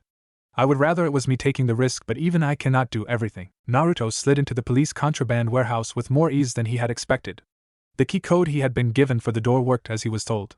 There were few guards on the buildings as Chunin and Genin squads had taken over most of the security duties that police used to handle before the Uchiha massacre. His only real concern was the random ANBU patrols in the area. He found the box he needed quickly and removed the items. This was much easier than it had been getting into the tower for the scroll from Mizuki. He just reminded himself he was doing this for the Hokage to get the true thieves and traitors. Voices outside the door made him stop and wait. A team was now guarding the door, and he was trapped. He had taken too long. He slid a short distance away to a point where he could not be seen if it opened and listened. Time crept by slowly. He needed to get this to the meeting point in order to succeed. He barely heard a faint tinkle of breaking glass. Footsteps leaving the door stirred him to action. He moved back to the main door and listened. Silence. He keyed in the code and the door opened. With no noise he slipped out the door and closed it behind him. Then he was moving away to become one with the shadows and his escape. He barely made it to the meeting point in time. Place the items on the ground and leave, Uzumaki. You will be contacted soon. Naruto could only nod and leave to head back to his apartment. He avoided all the patrols he could detect, but he never noticed one shadow. Bright green eyes watched him from it, and a stray thought crossed the mind behind them. What the hell are you playing at, Naruto? Naruto stifled another yawn as he waited for the instructor to continue with the lessons. He already had done 3 sets of push-ups for yawning in class today. He really did not want any others. 1 more week to go and the remedial class would be completed. He was confident in his abilities now, and his chakra control was good enough that he could create as few as 5 perfect clones. Daily exercises with chakra use were routine to him now. The morning obstacle course was done over stations surrounded by 2 feet of water instead of sand. The leaping and jumping without falling in was not difficult, but the crawling along the surface without falling in was always a challenge even for the best of them. Even Sakura had fallen in often on that one. He wondered why he was so tired lately. Sakura was also feeling the edges of exhaustion by mid-afternoon. None of the other students seemed as tired as the pair of them. It had been growing worse since his secret mission for the person he never saw. More often than not, he carried Sakura home at night while she slept against his back. A kunai embedded into the desk before him. Uzumaki. Wake up. I guess you want a record number of punishments in one day, don't you? Since Haruno was sitting with her eyes closed as well, she can join you. Yes, sir, both Genin said as they began doing the required push-ups and counting each one out loud. I want both of you to remain after class today. We need to discuss your behavior. Hours later and even more tired, Naruto and Sakura were waiting for the instructor to come in. They had already been waiting for a half hour when the man walked in. Good, neither of you is sitting down. You are not as dumb as some of the students I have had. Now, what the hell is wrong with both of you? The past few weeks you both have been slipping up badly. You are falling asleep in class and I have seen Uzumaki carrying you home almost every night, Haruno. Are you eating right? Are you not sleeping at night? What is going on? Sakura answered first. I don't know, sir.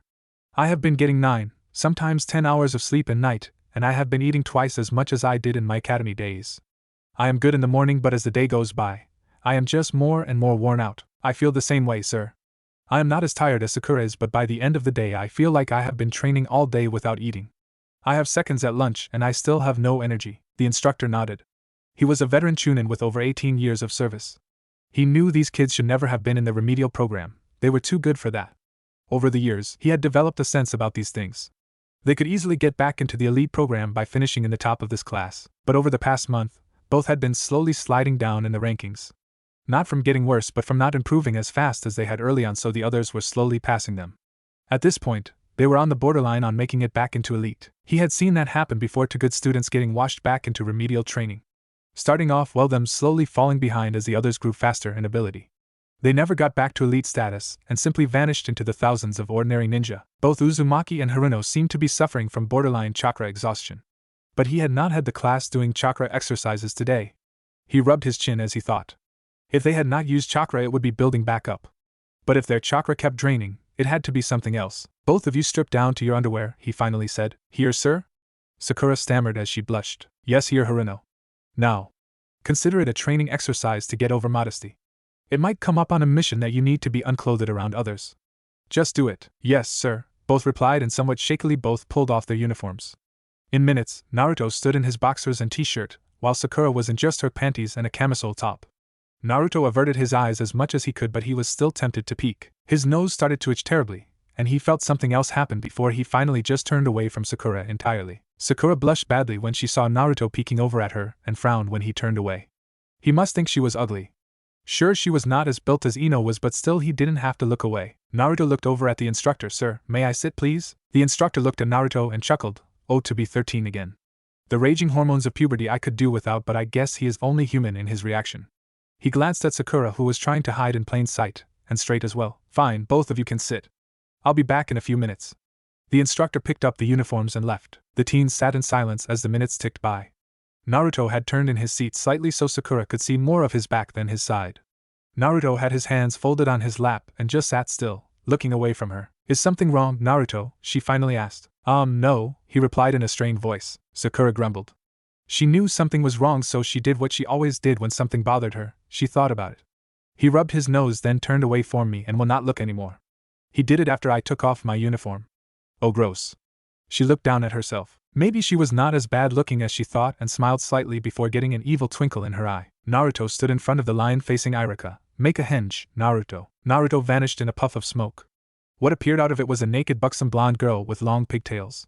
She pouted and bit her lip at Irika, who then flew back with blood spewing from his nose. Naruto was almost calmed down when a soft little girl-sounding voice whispered in his ear, Naruto-kun, don't you want to look at me anymore? Naruto paled, then blushed darker than ever.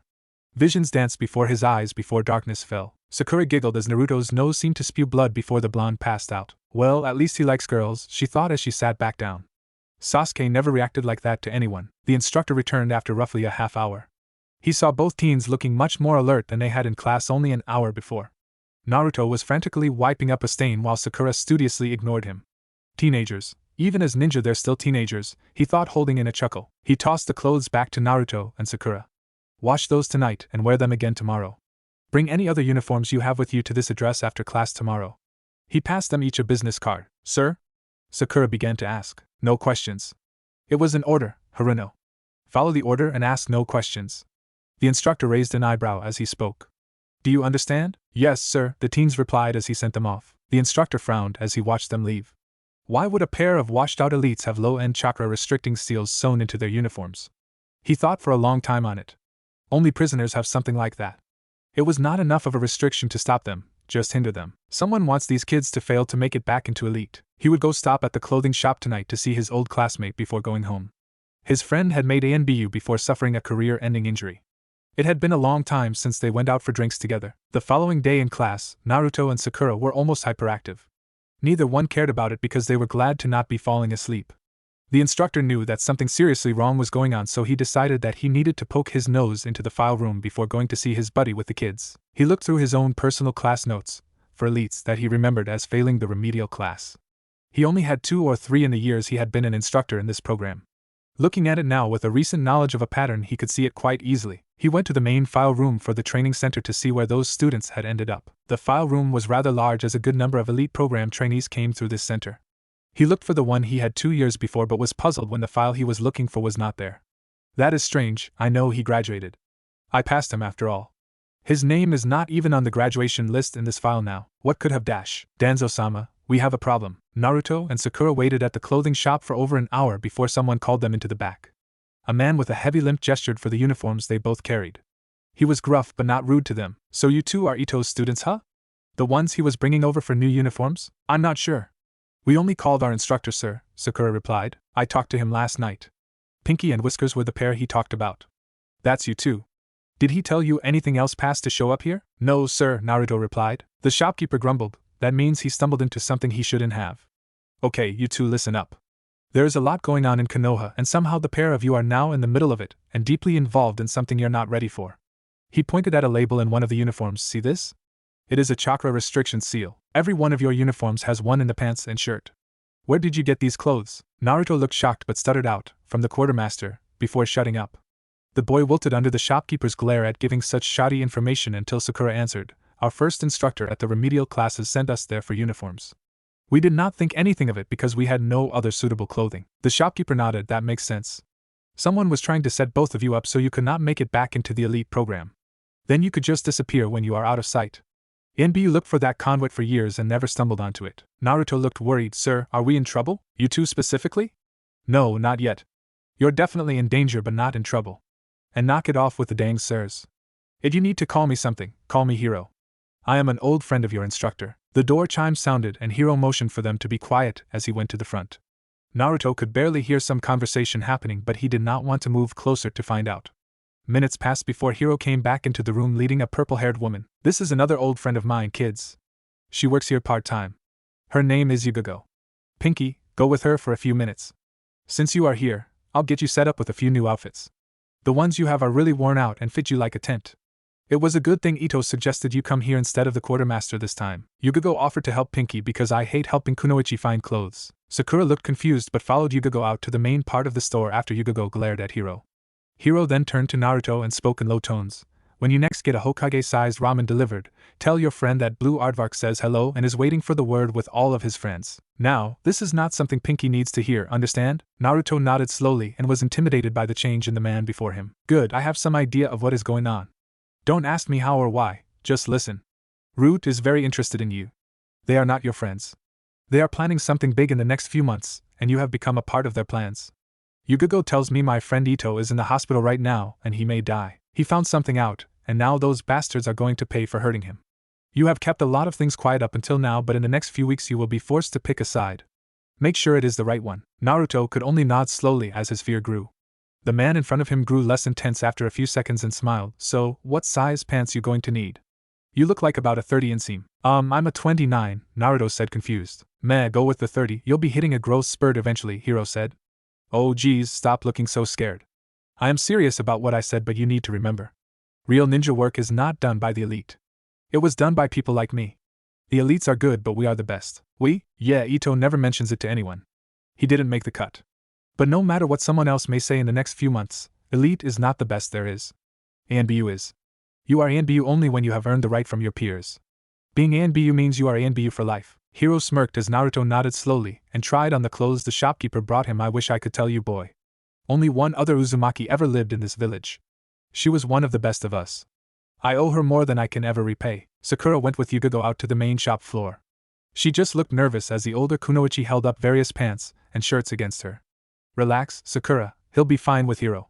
You're doing a good job watching him for the Hokage. Sakura stopped and looked at Yugago. What do you mean? Yugago smirked. Meow. Sakura was puzzled for a moment before she got it. Oh, yeah, oh.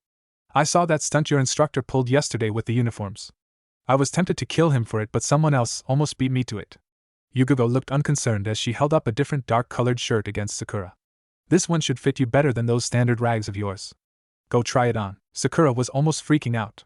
She managed to keep her voice low. How can you talk about killing someone and be so calm about it? Yugago looked. We're ninja. That's what we do. Here, these pants should fit you okay. Being all showy and having flashy jutsu is for the elites. They kill sometimes but not often. Elites make ninja look less like a covert strike force than we really are. Public relations is one thing, but you don't honestly think the classes and killing were just for show, did you? Sakura blustered. Well, no, but you make it sound like you were buying groceries or something. Not really. But the day it becomes like buying groceries is the day you need to stop doing it and get out, Yugago said softly. Anyway, you handled Naruto pretty well in that classroom. You could go far if you chose to. First time you ever see a boy with that reaction? Sakura nodded as she dressed. Yes. It freaked me out at first, but I sort of felt good about it after a bit. No one else ever reacted like that. Yeah, just so you know, a lot of us girls have a pot going on if the Uchiha is gay or not. Let me see how that looks on you. Yugago looked at Sakura and nodded. Shirt is good. Not too baggy but loose enough to hide some things in. Pants just tight enough to show some shape but not skin tight. A few more years and you could be mistaken for a professional like us. Sakura looked confused at Yugago. You make it sound like I'm one of you. I'm not even an official genin yet. True, you're not a genin officially, but as far as potentially being one of us, you could be someday if you get the right experience. But for that, you need to choose. Something is going to happen soon. Your teacher set off more than he realized by finding those files. They know we are onto them. People are going to have to decide where they stand, with the Hokage and how Konoha is, or with Root and the war machine Danzo wants to make of it. I need you to wait out here while I talk to Naruto, Yugago finished. Sarutobi looked at the ninja laying in the ICU. Multiple stab wounds littered his back and chest.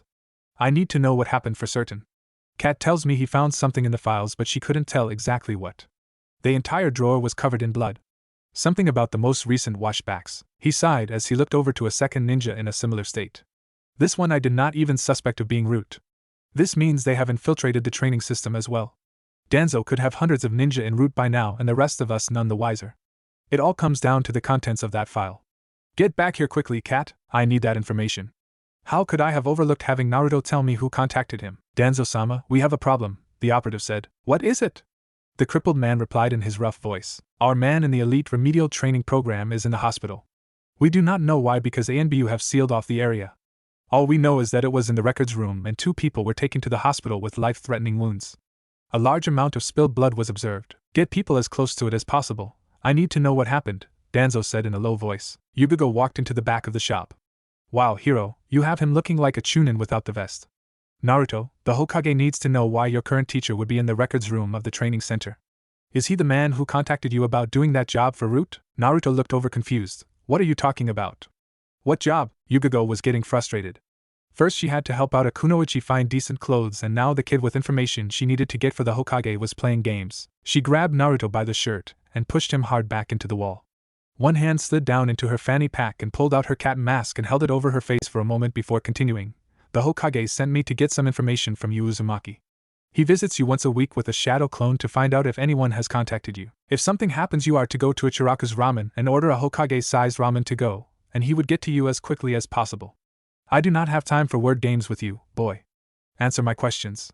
Who contacted you to do the job for Root? My teacher did. Hiro broke in. Ito could not have been your contact. No, it was the first guy who contacted me. I never knew his name. He never told us, Naruto said in a shaky voice. Ito talked to me some last night. He mentioned a few of his suspicions about what he knew and a theory. We were talking for 3 hours last night, Yugago. It would take me some time to relay all of it, Hiro told the upset woman. Take Naruto to the Hokage and let him start with what he knows while I get over to the tower. With this bum leg it will take me nearly an hour to get there.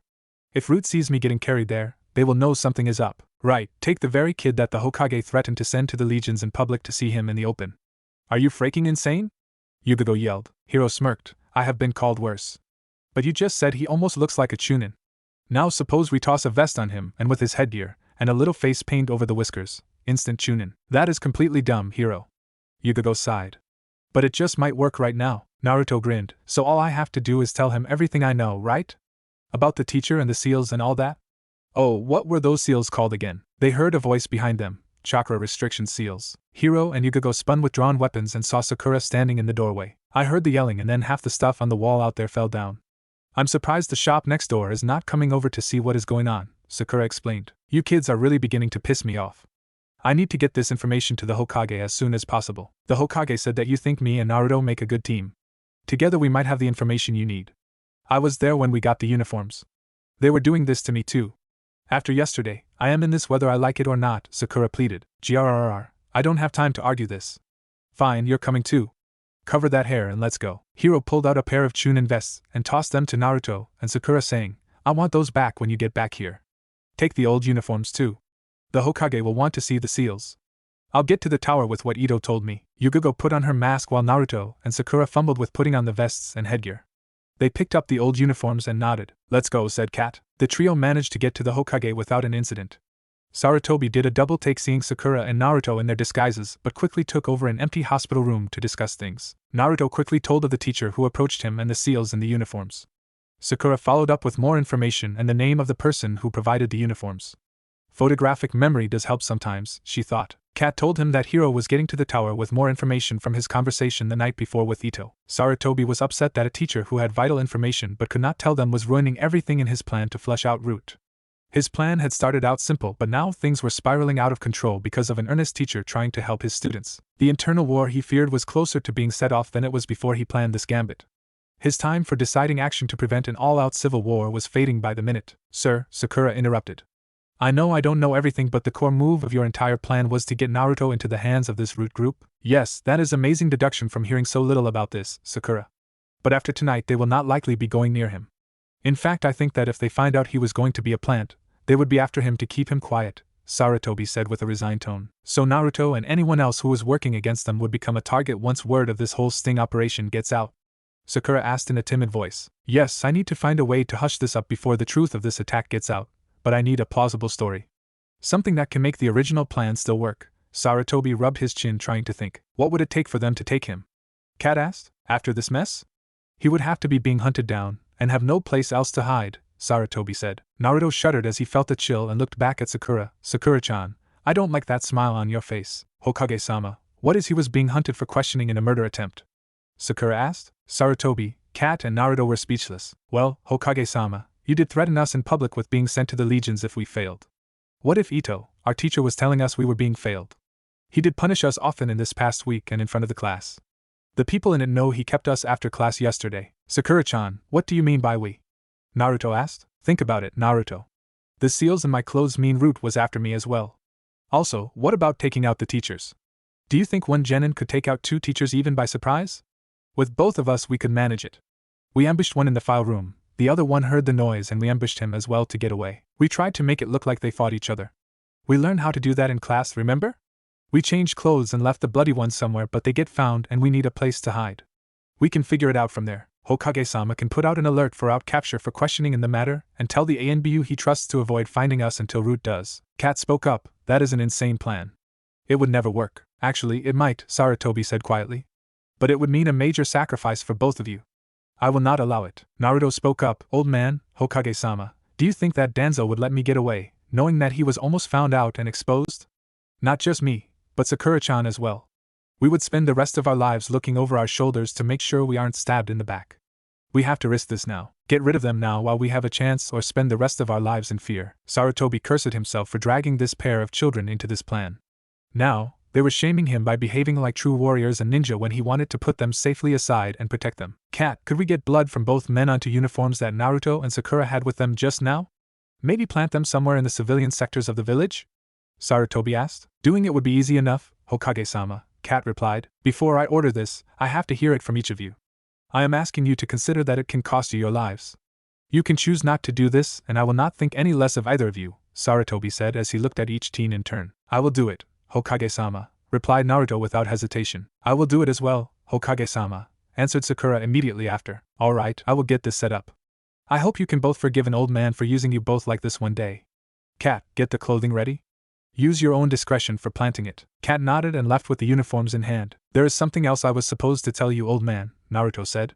It was from someone I met tonight, but I am not sure if it was a secret or not.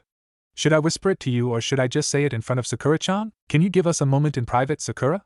Sarutobi asked. Sakura nodded and stepped out of the room. Old man, the guy named Hiro who got us these clothes asked me to tell you that Blue Aardvark is waiting for the word. Sarutobi nodded thoughtfully. Blue Aardvark was one of the larger groups of retired and former ANBU that had sprung up in Konoha. Knowing they were behind the Hokage in retirement as they had been on active duty was a surprise benefit in all of this. Thank you, Naruto, that does help me. More than you know. The pair called Sakura back in and they waited until Cat returned from her mission. The clothes are planted, Hokage-sama. They should be found in the morning. I left them in the merchant's district a block away from Hiro's shop. That will also allow Naruto and Sakura to explain away new clothes when Root finds them. Cat looked at the pair. Give me those Chunin vests before you leave. I hope to see you both safe and sound at the end of this. After the pair had left, Cat turned to the Hokage. Hokage-sama, that question you asked them? It sounded very much like the 10th question asked in the Chunin exam's written test. Sarutobi nodded. I know, Cat. It was meant to. Both of them are mentally ready to be Chunin. Now, we need to meet your friend Hiro at the tower. I will have torture and interrogation take charge of the men in ICU if either wakes. We need to keep them silent and safe until this plan unfolds. Perhaps the one should die to prevent him from returning to his master. Naruto and Sakura moved in the darkness to a more isolated part of Konoha. The areas within the walls where the Kyuubi had destroyed many buildings were largely uninhabited. Naruto found them a comfortable place to rest in an abandoned old house. This is going to be rough, Sakura-chan, Naruto said as they tried to get some rest. What else can we do, Naruto? Sakura asked. If we don't do it, they'll come after us. This way we have a chance. We should get some sleep while we can. Naruto just nodded and lay back on the creaking floor. Dawn came to Konoha. It was a bright sunny day without a cloud in the sky. Shouts rose up from the merchant district as a woman found the bloody clothes. Word passed quickly as the ANBU arrived and took charge of things. By noon, the word had spread to most of the ninja of Konoha. Bring in Uzumaki Naruto and Harino Sakura for questioning as witnesses in the attack on 2 instructors. Experienced genin teams that had been preparing for the Chunin exams in another few weeks had been mobilized to search the village. The rookies had been kept together by their teachers since they had known the missing students only months before. Teams 8 and 10 talked about it but decided they really did not know Sakura and Naruto that well after all. Shikamaru just lay there and said troublesome, even though his mind worked frantically on the puzzle.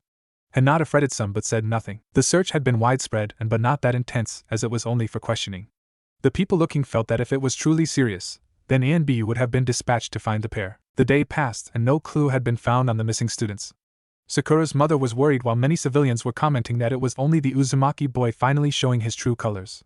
Retired ninjas kept quiet while a slow message was passed among a small group of them. Deep under Konoha, Danzo growled out an order, find them and bring them to us.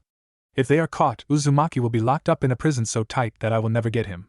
Haruno is not as important but she could be useful. Sakura and Naruto spent the day planning out their story. They decided to lace it liberally with the truth, and only a few lies to link the facts and distort them. The teacher kept them after class like everyone knew. The next day he told them they were going to fail. He told them to return in secret that night if they wanted to pass. When they returned, he told them that he would pass them if Sakura earned their grade. Since she decided that she would never allow that to happen, he went to the record rooms to write the failure in their records. Sakura told Naruto that since he was in the same situation, if they didn't stop him, they would be gone.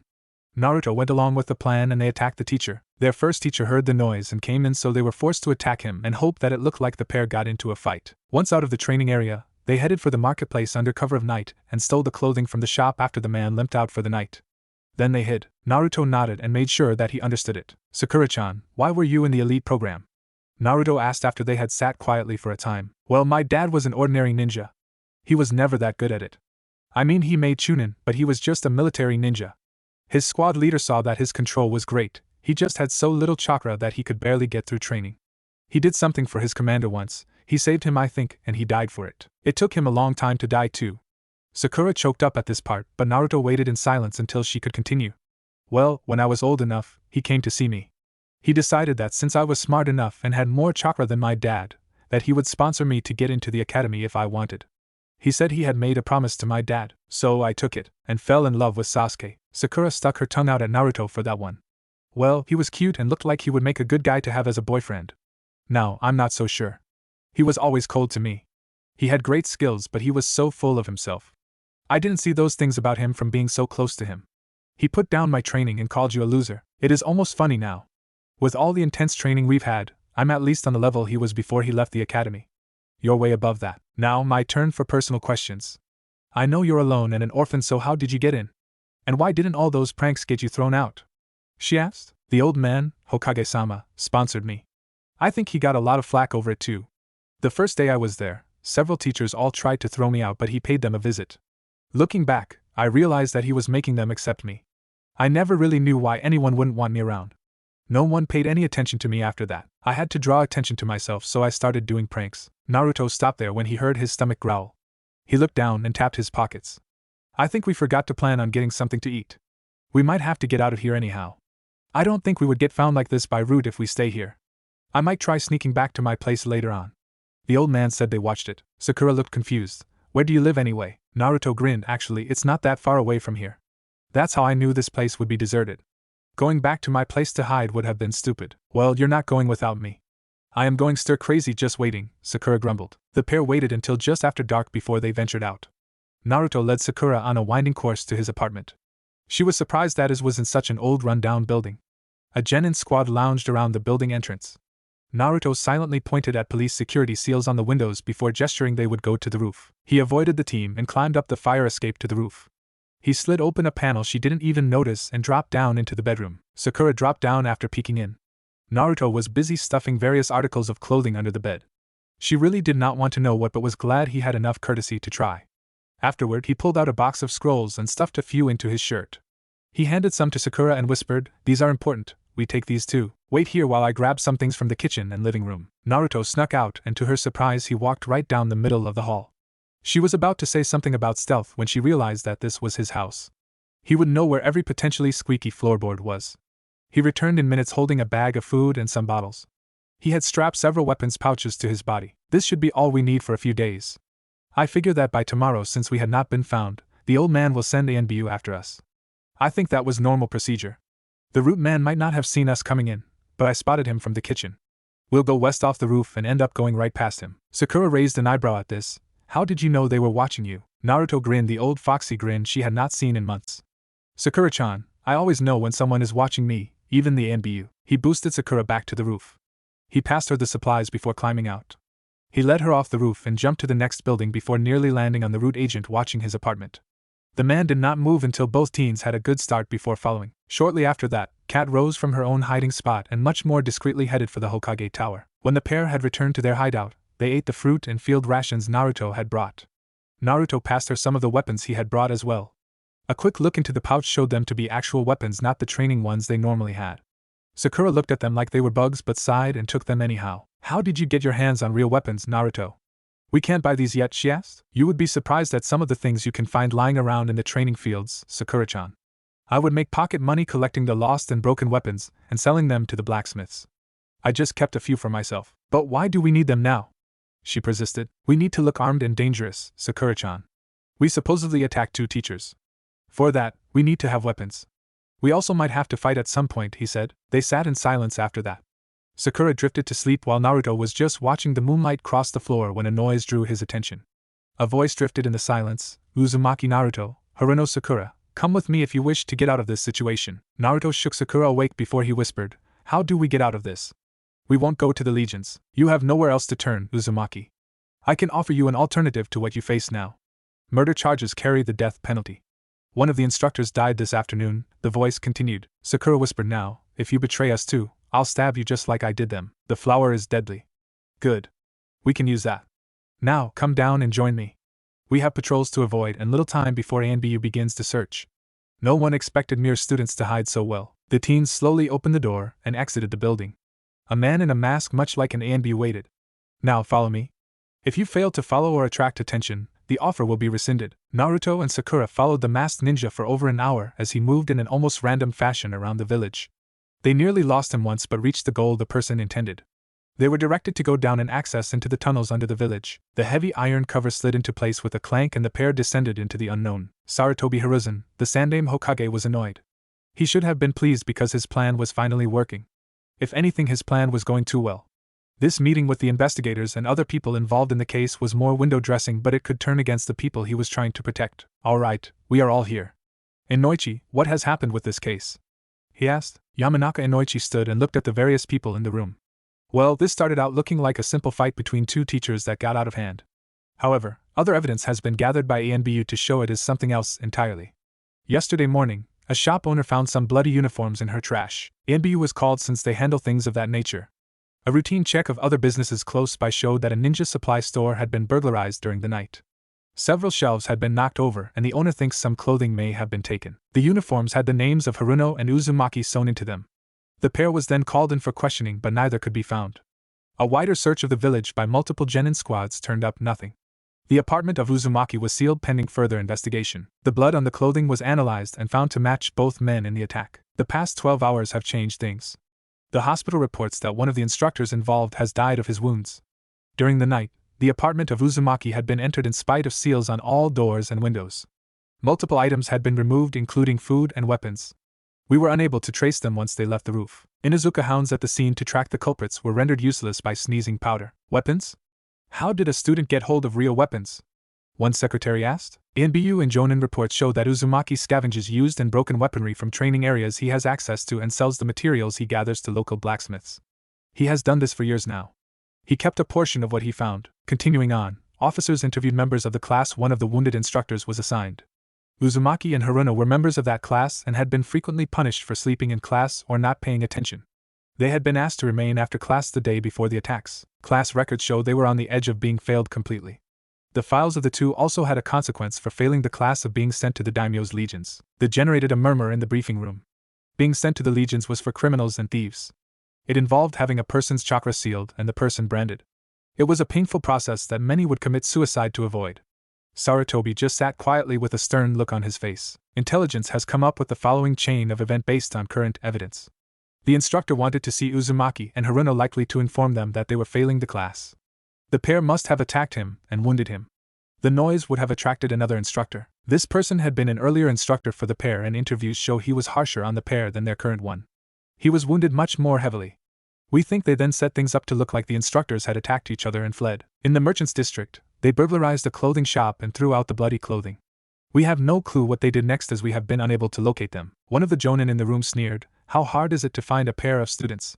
You must not have been trying very hard." Inoichi looked back. "Yesterday we were looking for a pair of students who might have been witnesses to a crime. We did not assume at the time they might have been responsible for it. The evidence of the bloody clothing was not connected to the case until late last night. Different divisions were handling two separate cases. Once they were brought together, the larger case is more sinister." Nara Shikaku spoke up next. "Do not forget, this boy is Uzumaki Naruto. He has demonstrated in the past an ability to hide and evade capture that is far beyond his training level. His painting of the Hokage Mountain and subsequent chase around Konoha should be noted as such a feat, showing his level of skill. His only true weakness is his lack of discipline and impetuousness. Haruno is a highly intelligent girl whose only reason for being in that class was her lack of physical ability in the academy. If they are working in concert, they would be a formidable team. My son and Inoichi's daughter went to academy with these two." Uzumaki had a large crush on the girl and would be easily swayed if both were desperate. Her intelligence, coupled with his skills and the past 6 months of intense military training, would make them the equal of most genin teams. Sarutobi growled, "I have heard enough. Send word to all ninja in Konoha.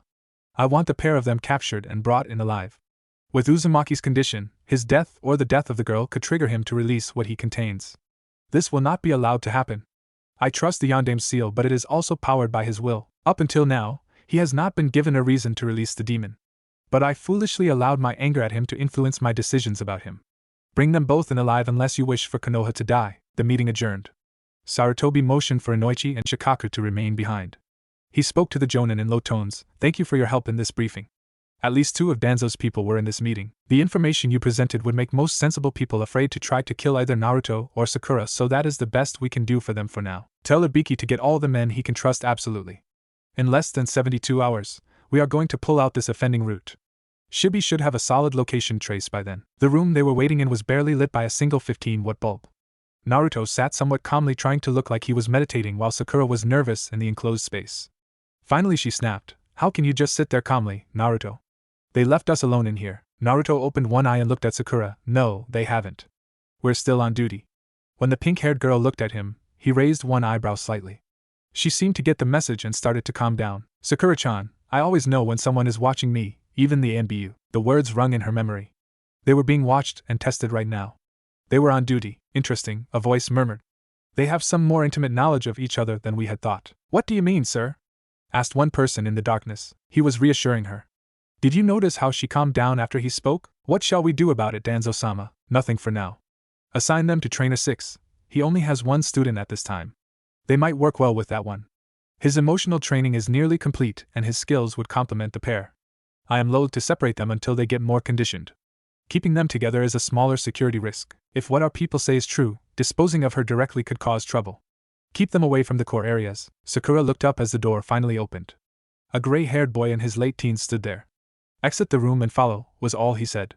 Naruto and Sakura looked at each other before following. The older teen led them along a winding path until they came to another room.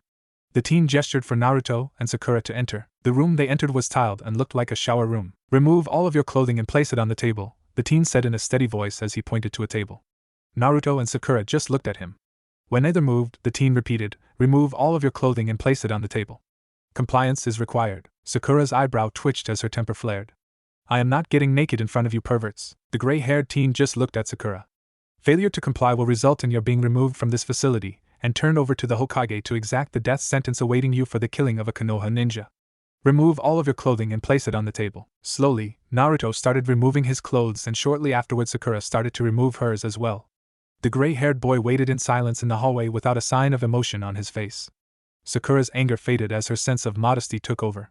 She glanced at Naruto, who made sure to stare at a spot on the wall just over the door. Inside she smiled, as she knew he was trying to respect her as much as he could. She had wished someone she loved would be the first to see her naked, but that option had gone when they agreed to this mission. Her anger returned enough for her to not try to hide behind her arms, as the older teen had not even reacted. "Wash yourselves, then return to this spot," the gray-haired teen said as he pointed at the showers. Naruto just turned and just went to the shower, deliberately not looking at Sakura. She turned as well and went. The water was tepid at best and only had on and off as settings.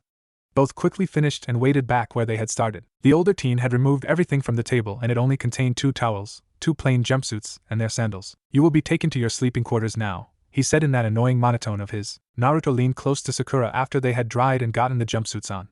Before he could speak a word, the older boy said, "Talking outside of relaying mission information is prohibited." Naruto narrowed his eyes at the gray-haired teen but decided to bide his time. Instead he spoke in a low voice. "I assume there is some list of all these rules of yours somewhere? All root members do as they are commanded to. That is all you need to worry about," was the reply. "Funny, I don't recall saying I was becoming a root member," Naruto countered in the same low tone as before. "I was made an offer of an alternative, and I've seen so far are flunkies. I am waiting for the rest of the offer. You followed, you entered this facility. That implies acceptance. If you go against that, you risk harm befalling your comrade. You harm one hair on Sakura-chan and I will bring this entire complex down around your ears," Naruto said with a growl. "That is a hollow threat.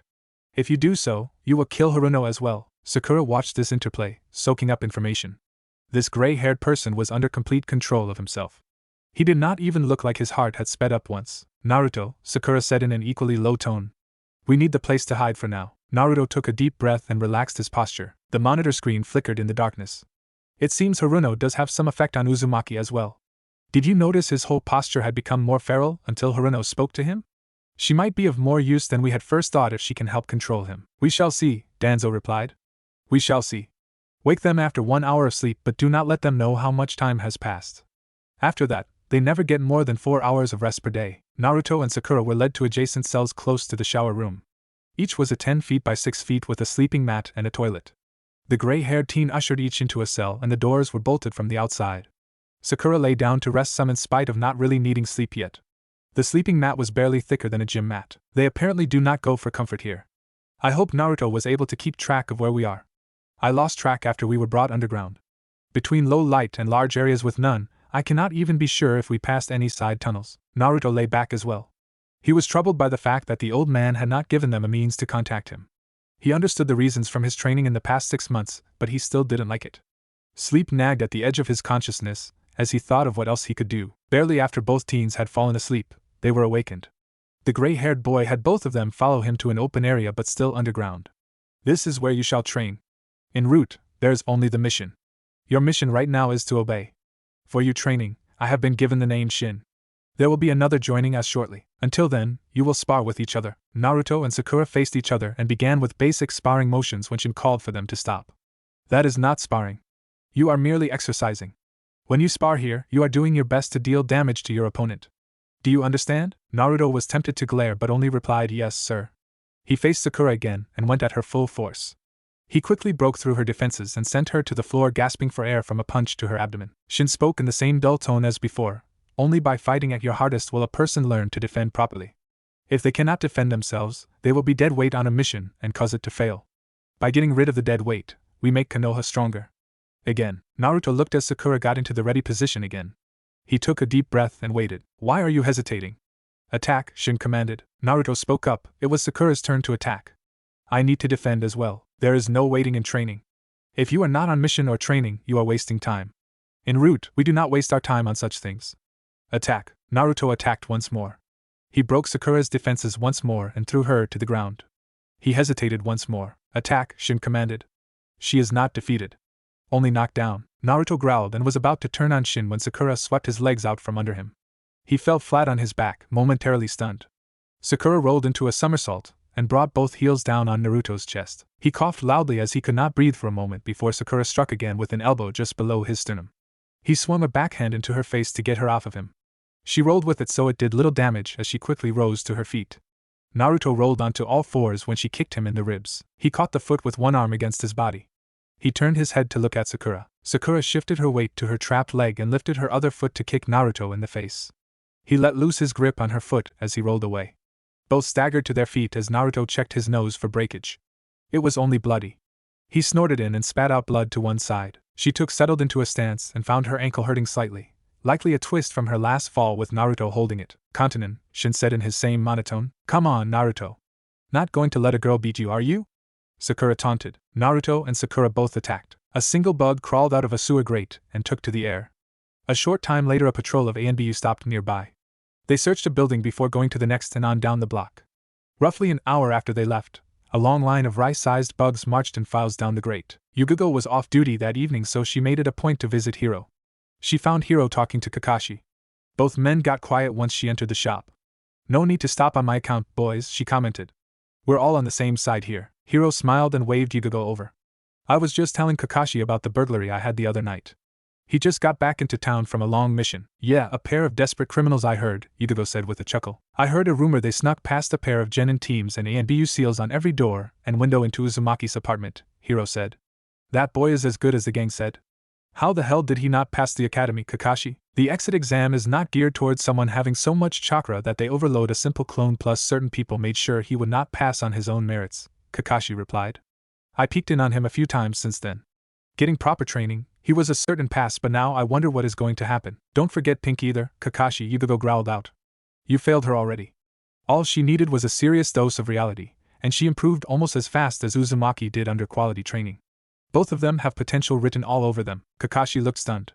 You're not serious, are you? Yugigo smirked, completely serious. I think Inu needs to go have a discussion with the primary about this as soon as possible. No tardiness either, Kakashi narrowed his lone eye. She is very serious if she brings that into this. Even with Hiro a part of the gang and all, mentioning it in the open like that is dangerous. Kakashi muttered, I'll let him know about it. The one-eyed Jonin left with a troubled look on his face. Hiro waited a few minutes before speaking. He wasn't in on the Hokage's plans, was he? No, Sarutobi-sama had intended to make Kakashi the kid's Jonin-sensei along with Pinky and the Uchiha. He figured a team so much like his own genin squad might pull the scarecrow out of his mental funk. On duty, the man is a genius, but off duty, he's a mental cripple. After seeing what we found after the kid failed and everything with Root being dug up, the Hokage figured he should focus on digging out Root before something happened in Konoha. I also heard the Uchiha is not fitting in too well with his current team, Hiro chuckled. A huge understatement there, Hiro. The kid is causing more problems than Uzumaki had with pranks. I have heard teething babies whine less than that prima donna. That team is so dysfunctional they are screwing up D ranks. That boy needs someone his own age to knock him on his butt. The only reason that team even has a C rank to qualify for the exams in a few weeks is that the Hokage wanted a quiet couple of weeks and sent them on a snipe hunt near the border with Wind Country looking for bandits. Hiro roared with laughter until Yugigo threatened to hit him. Sakura felt like she had been run over by a wagon. Even with Naruto's help she could barely stand as the pair was led to the showers. She did not even care Naruto was right behind her as she pulled off the jumpsuit to wash. She just looked down her body. The bruises were already forming. She could have gone easier, but she was doing what needed to be done. The taunts she had made to get Naruto to fight all out had hurt her physically once he had really gotten going. She just put her hands on the wall and let the water rain down over her head. Naruto had only glanced at Sakura to make sure she would not collapse. The bruises he saw on her legs and back made him wince. He did not even get a stirring from seeing her naked. All he felt was guilt that he had beaten his only friend so badly. His own bruises were fading like they always had for him. In about an hour he would be recovered as if he had never fought. Sakura-chan, I'm sorry, he said in a quiet voice. Don't worry about it, Naruto. I hit you often enough in the past. Some payback is karma, eh? She said just as quietly. Besides, we're still on duty. No time for friends on duty, remember? Naruto looked at the tile in front of him. I don't think they're going to let us be off duty anymore, Sakura-chan, he said. Sakura didn't reply. She just nodded. Sarutobi glared at Kakashi as the Jonin was standing on the other side of his desk. He had been about to leave the office when Kakashi had shown up. Kat suggested that Inu have a talk with the primary, Hokage-sama, Kakashi said in a contrite voice. Sarutobi sat down and shook his head slowly. So much for a quiet evening to rest while other people make the needed preparations. He was not in the mood to deal with Kakashi right now, but the Jonin would be an asset in the next few days. Kakashi, I don't know if I can trust Inu right now. I need someone who is all there, not a burnout, he said in a slow, deliberate voice. Kakashi's visible eye widened at what the Hokage had said. Sir, no, just listen, Kakashi. I wanted you to be a Jonin sensei to a team that even you would not turn down if you took the time to look underneath the underneath, as you like to say. Haruno, Uchiha, and Uzumaki were my original choices for your team. That was a deliberate choice on my part to help you. They would have been a mirror of Team Minato before your incident. Other circumstances forced me to change that decision. Kakashi seemed to shrink into himself at what the Hokage had said. His mind took in what the leader had said and saw the parallels. Naruto as Obito, Sakura as Rin and Sasuke as Kakashi. The Hokage was trying to give him a chance to redeem himself in his own eyes by not failing his team this time. But he had failed the team he had been given because he was not looking forward, just dwelling in the past. Without Naruto in the mix, he had not seen the similarities, so you understand a little now, Kakashi. Instead, something even I had not planned on has come about. While Inu's back was turned on Naruto, Danzo's minions were slowly poisoning his chances and making him an outcast. While he was under Inu's protection, Sarutobi finished with a shout. His father would be disappointed in you, Kakashi. Kakashi had no reply to the accusation because he knew it was true. Right now, Naruto and Sakura are in the hands of Danzo and his root. They are the bait to lead us to the nest of that traitor. By tomorrow evening, everything should be in place to rip it out completely. I have a special assignment for Inu to redeem himself, Kakashi. Kakashi looked up. During the raid, Inu's assignment will be to rescue and bring out his students, Haruno Sakura and Uzumaki Naruto. Sakura felt like she had just lain down when her cell door opened and she was told to get up by Shin. The second day of physical training had been worse than the first. All of her bruises pained her, and she could barely move. She struggled to get up and obey the gray-haired boy. A calloused hand slid into hers. She lifted her head to see it was Naruto helping her to her feet. She stretched slightly as the pair walked after Shin. The small eating area had another person in it today, a dark-haired boy with pale white skin. It looked like he had rarely been out in the sun. He looked up from his bowl of something without expression. Naruto pushed Sakura into a chair and went up to the serving area to return with 2 bowls of something brown. He slid one to Sakura along with a spoon. Even after a few meals like this, she could not even think of the goop as food. It had no taste and there was nothing to give it any. The only difference in it was that the color changed slightly each time. Tofu tasted good in comparison. In spite of her disgust, she began shoveling it into her mouth. Her hunger would not wait. What passed for food never seemed to fill her up. She was exhausted. She tried to focus past her sore muscles and bruises. She had gotten to sleep 3 times since coming to this place. None of them seemed to be for very long. She was getting used to simply doing what she was told. It felt worse than during remedial PT and later chakra training.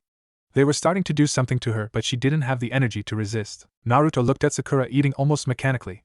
Her eyes told of her exhaustion, but he was not much better. He was hungry. He was tired, but he seemed to be finding the energy to keep going from somewhere. He was not getting better or worse off, just continuing to hold on at the same low point. She never showed any expression at them, but Naruto did notice that the gray-haired teen would keep working Naruto after Sakura couldn't continue. When she couldn't go on, Shin made the girl simply stand at attention, while Naruto continued with exercises. Root was trying to break them. Once the food was eaten, Shin indicated for them and the dark-haired boy to follow. Sarutobi called the clan leaders and all of his advisors together late in the afternoon. He needed to be a distraction on his own while his ANBU did the work.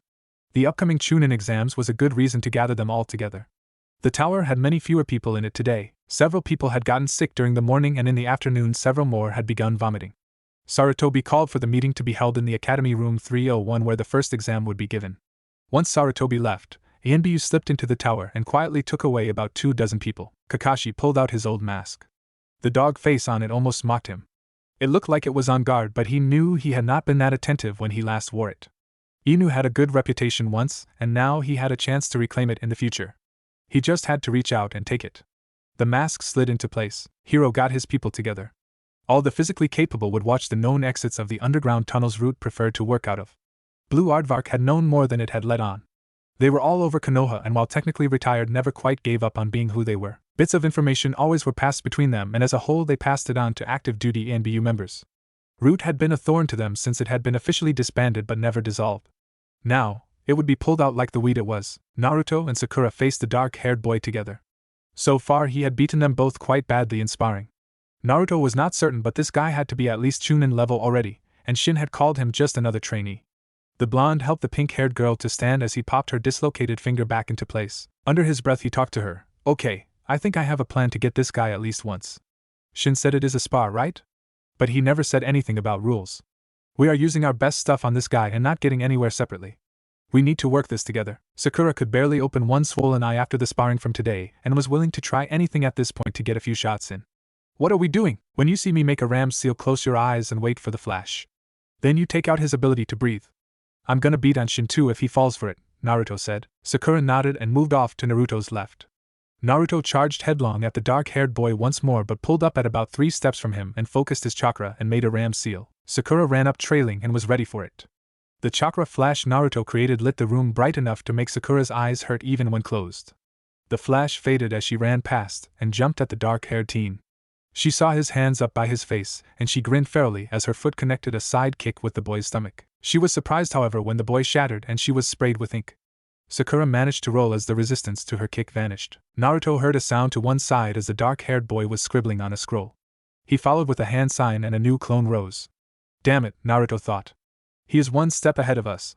Naruto really wanted some weapons at that point. He was getting tired of everything in this place. He wanted to sleep.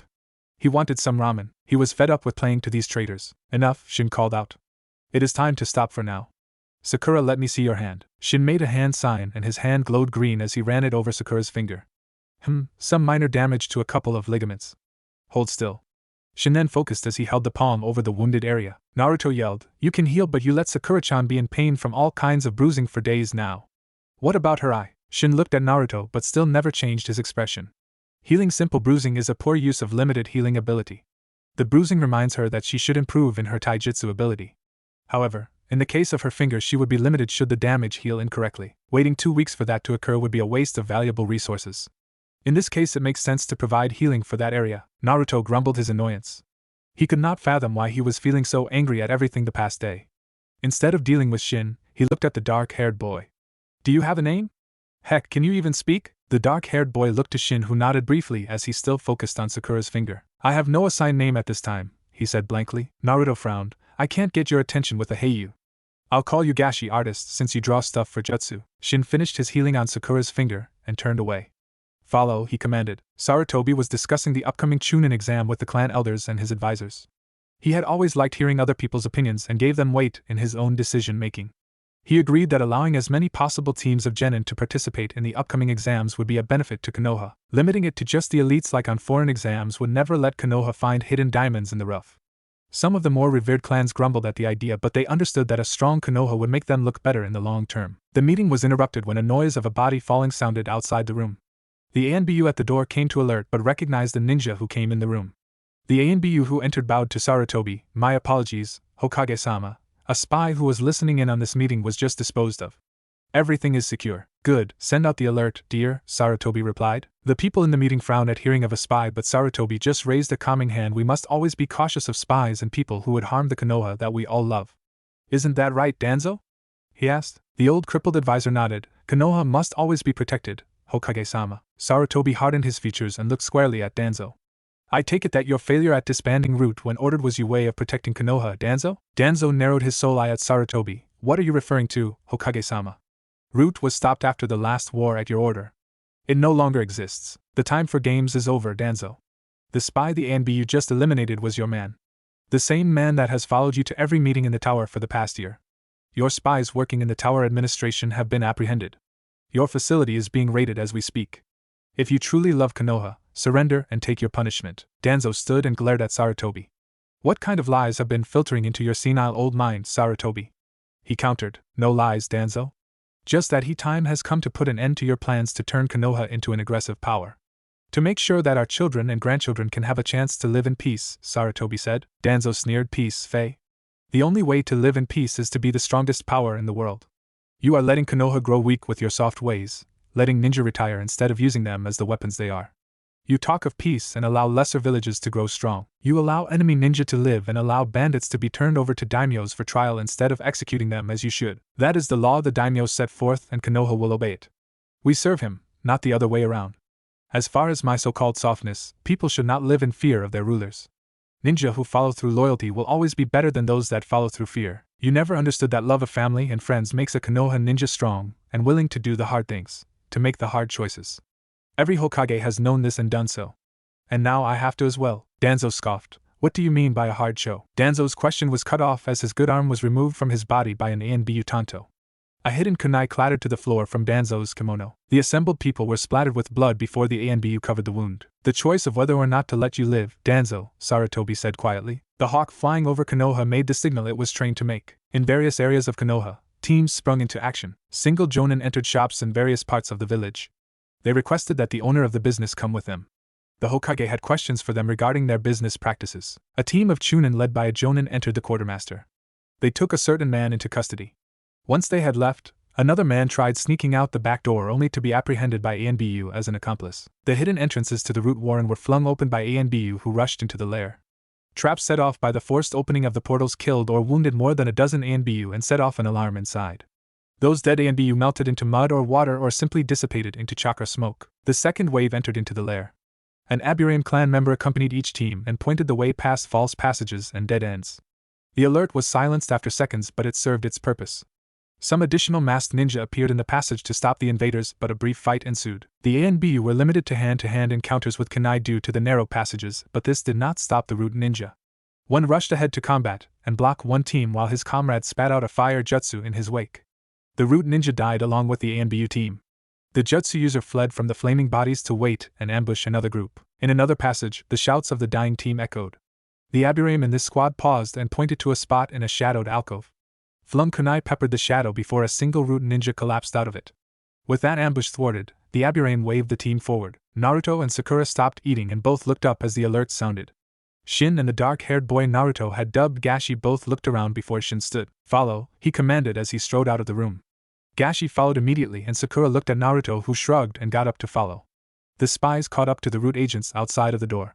Shin looked both ways and listened before heading down a corridor Naruto and Sakura had never been down. "What is going on?" Naruto asked in a low voice. Shin was back at him in a moment with a drawn kunai to Naruto's neck. "If you speak again, you will die." "Nod if you understand," he hissed. Naruto nodded and felt the kunai leave his throat. "Follow," Shin ordered again and moved off quickly with the other three following. Inu was impatient as his team made their way deeper in the root labyrinth. He trusted Shibi's clansmen and followed along behind the guide. Every so often their guide would call his bugs back within his body as the team passed through certain areas. The Chunin finally led them to a room that looked like a shower. The Aburame would not enter the shower room. This is where the primary scent trail leads to. A lesser scent trail leaves the room. Logic says it would be their gear. The scent does not leave the room otherwise. Kakashi silently moved into the room and lightly opened one tap. The barely noticeable scent of something was mixed with the water. He nodded. It was a means of avoiding the Aburame destruction bugs. He shut off the water and nicked his thumb on a kunai. 5 hand signs later, a number of ninja hounds sat in the room. "Yo," said a pug. "This place stinks." "I know, Pakin. I need your noses.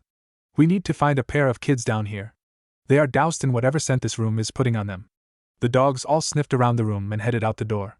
They growled and yipped at each other as they cast about for the most current scent.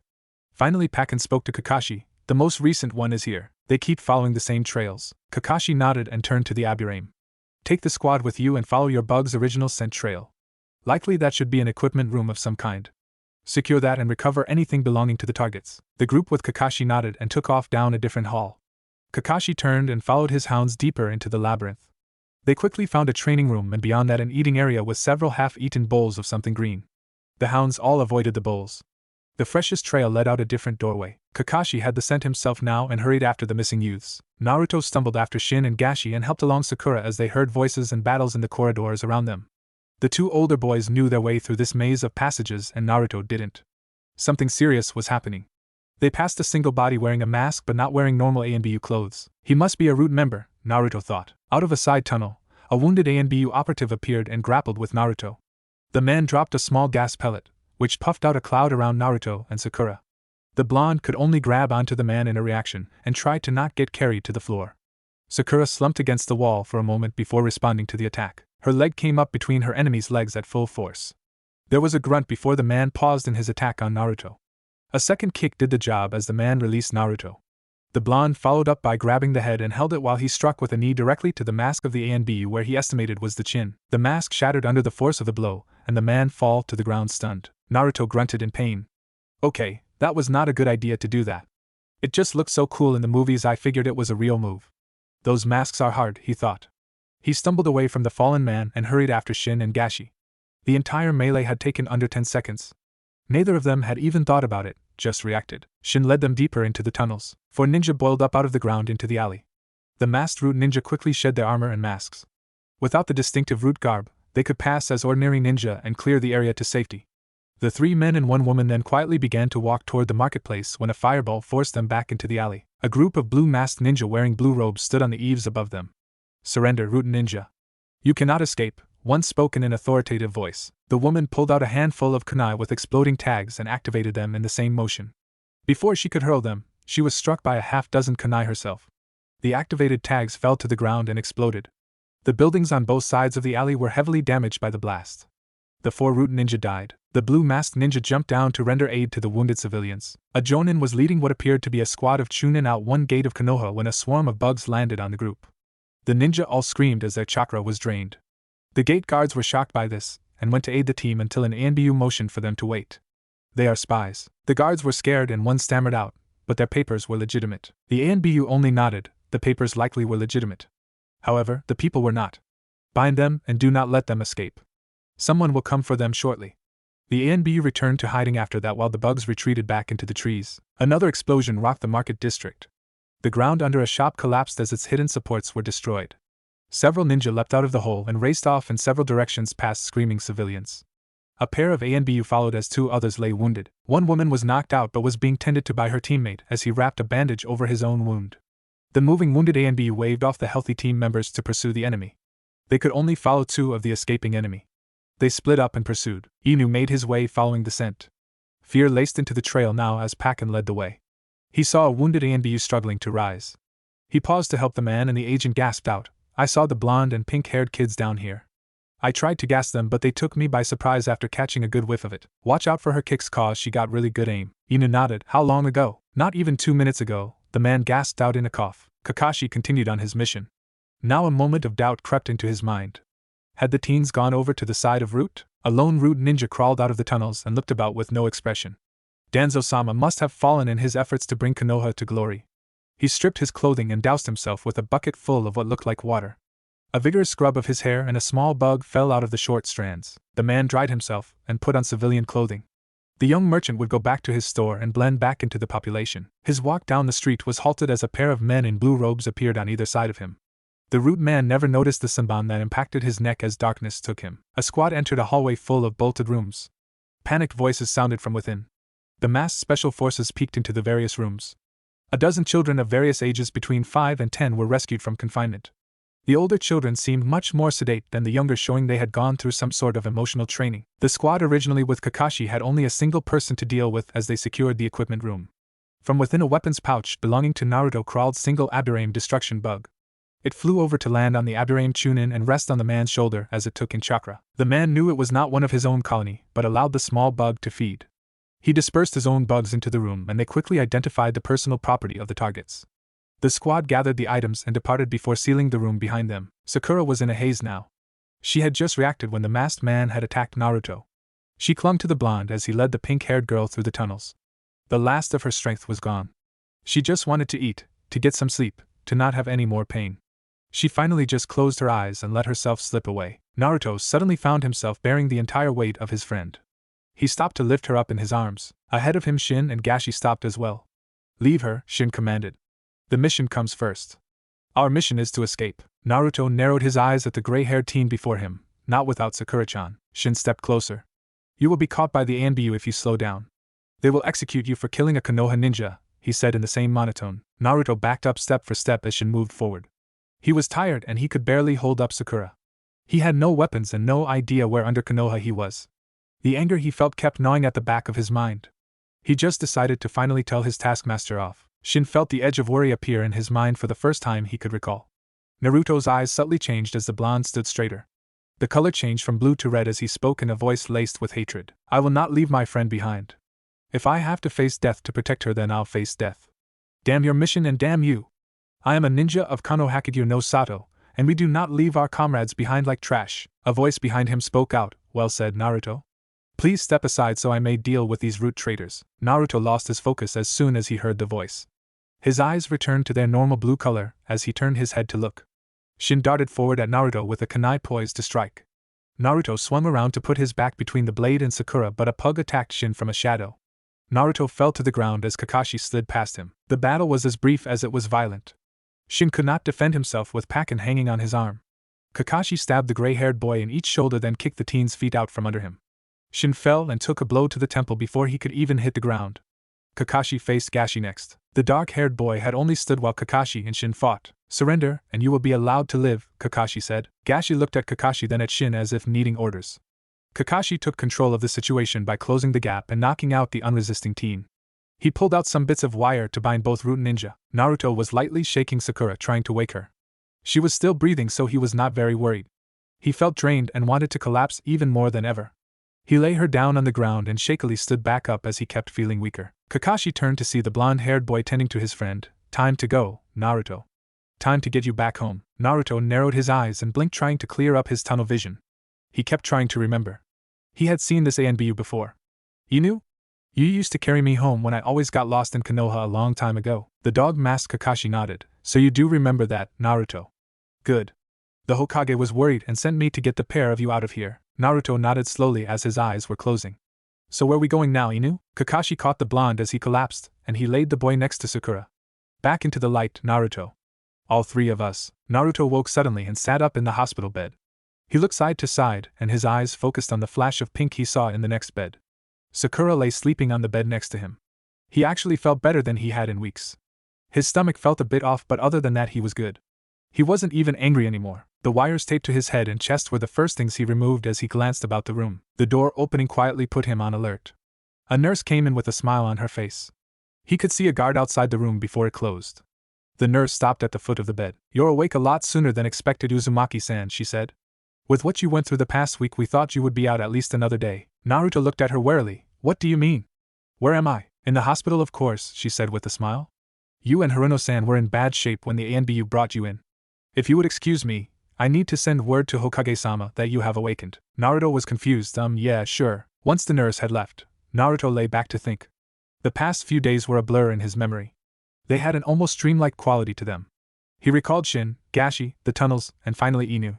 His guilt over hurting Sakura during the sparring returned. He just sat in silence as the time passed. He seemed bursting with energy, and it took all of the self-discipline he had learned the past 6 months to not get up and run around. The door opened once more to admit an old man, the Hokage. The smile on his face after so long was like a warm sun after a cold winter's day for the boy.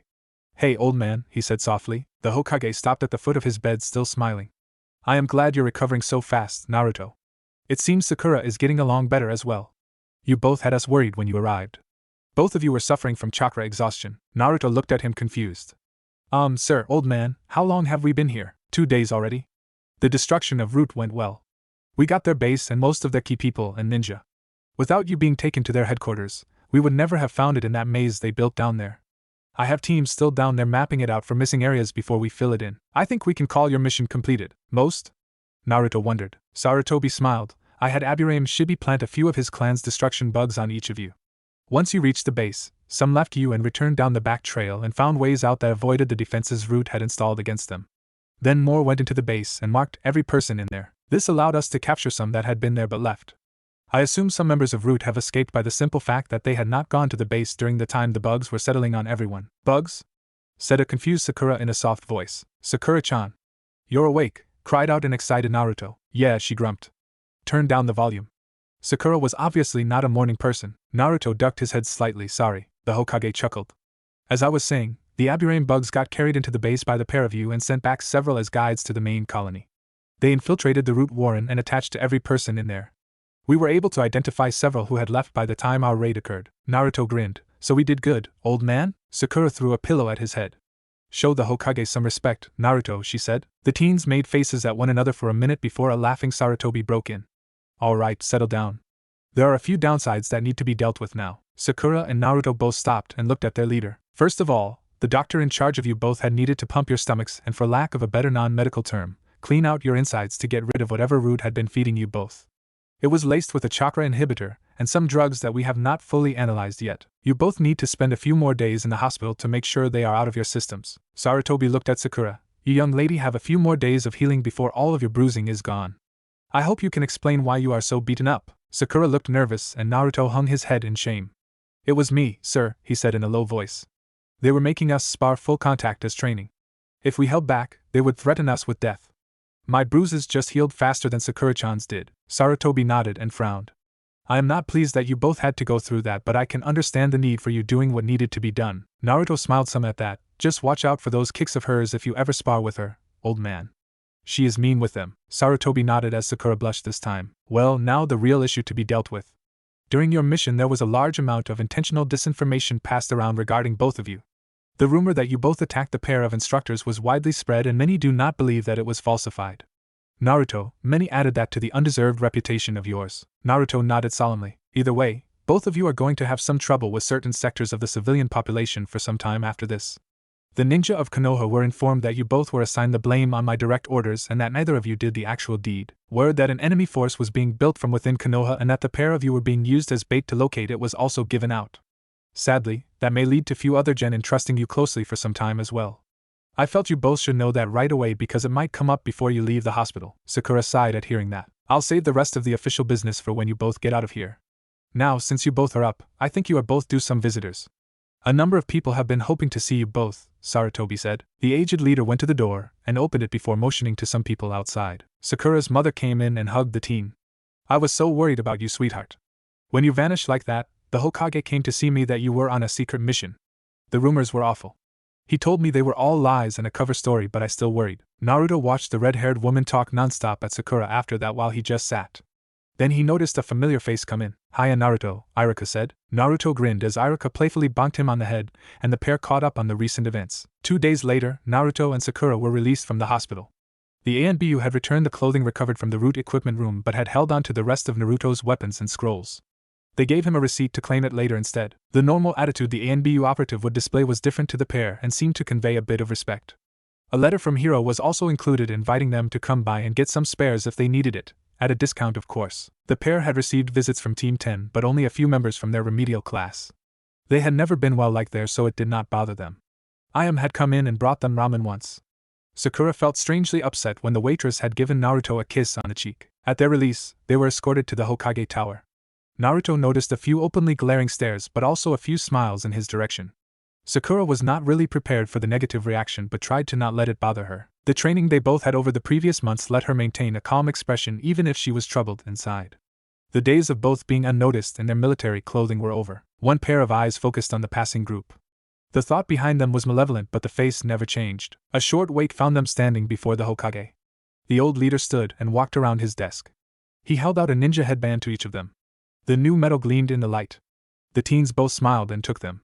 They quickly placed them on their foreheads and bowed to their Hokage. Sarutobi pointed them to the couch and motioned for them to sit. He sat in a chair adjacent to it. Now, there is a lot to tell both of you and a few decisions to be made. First is what to do with the pair of you.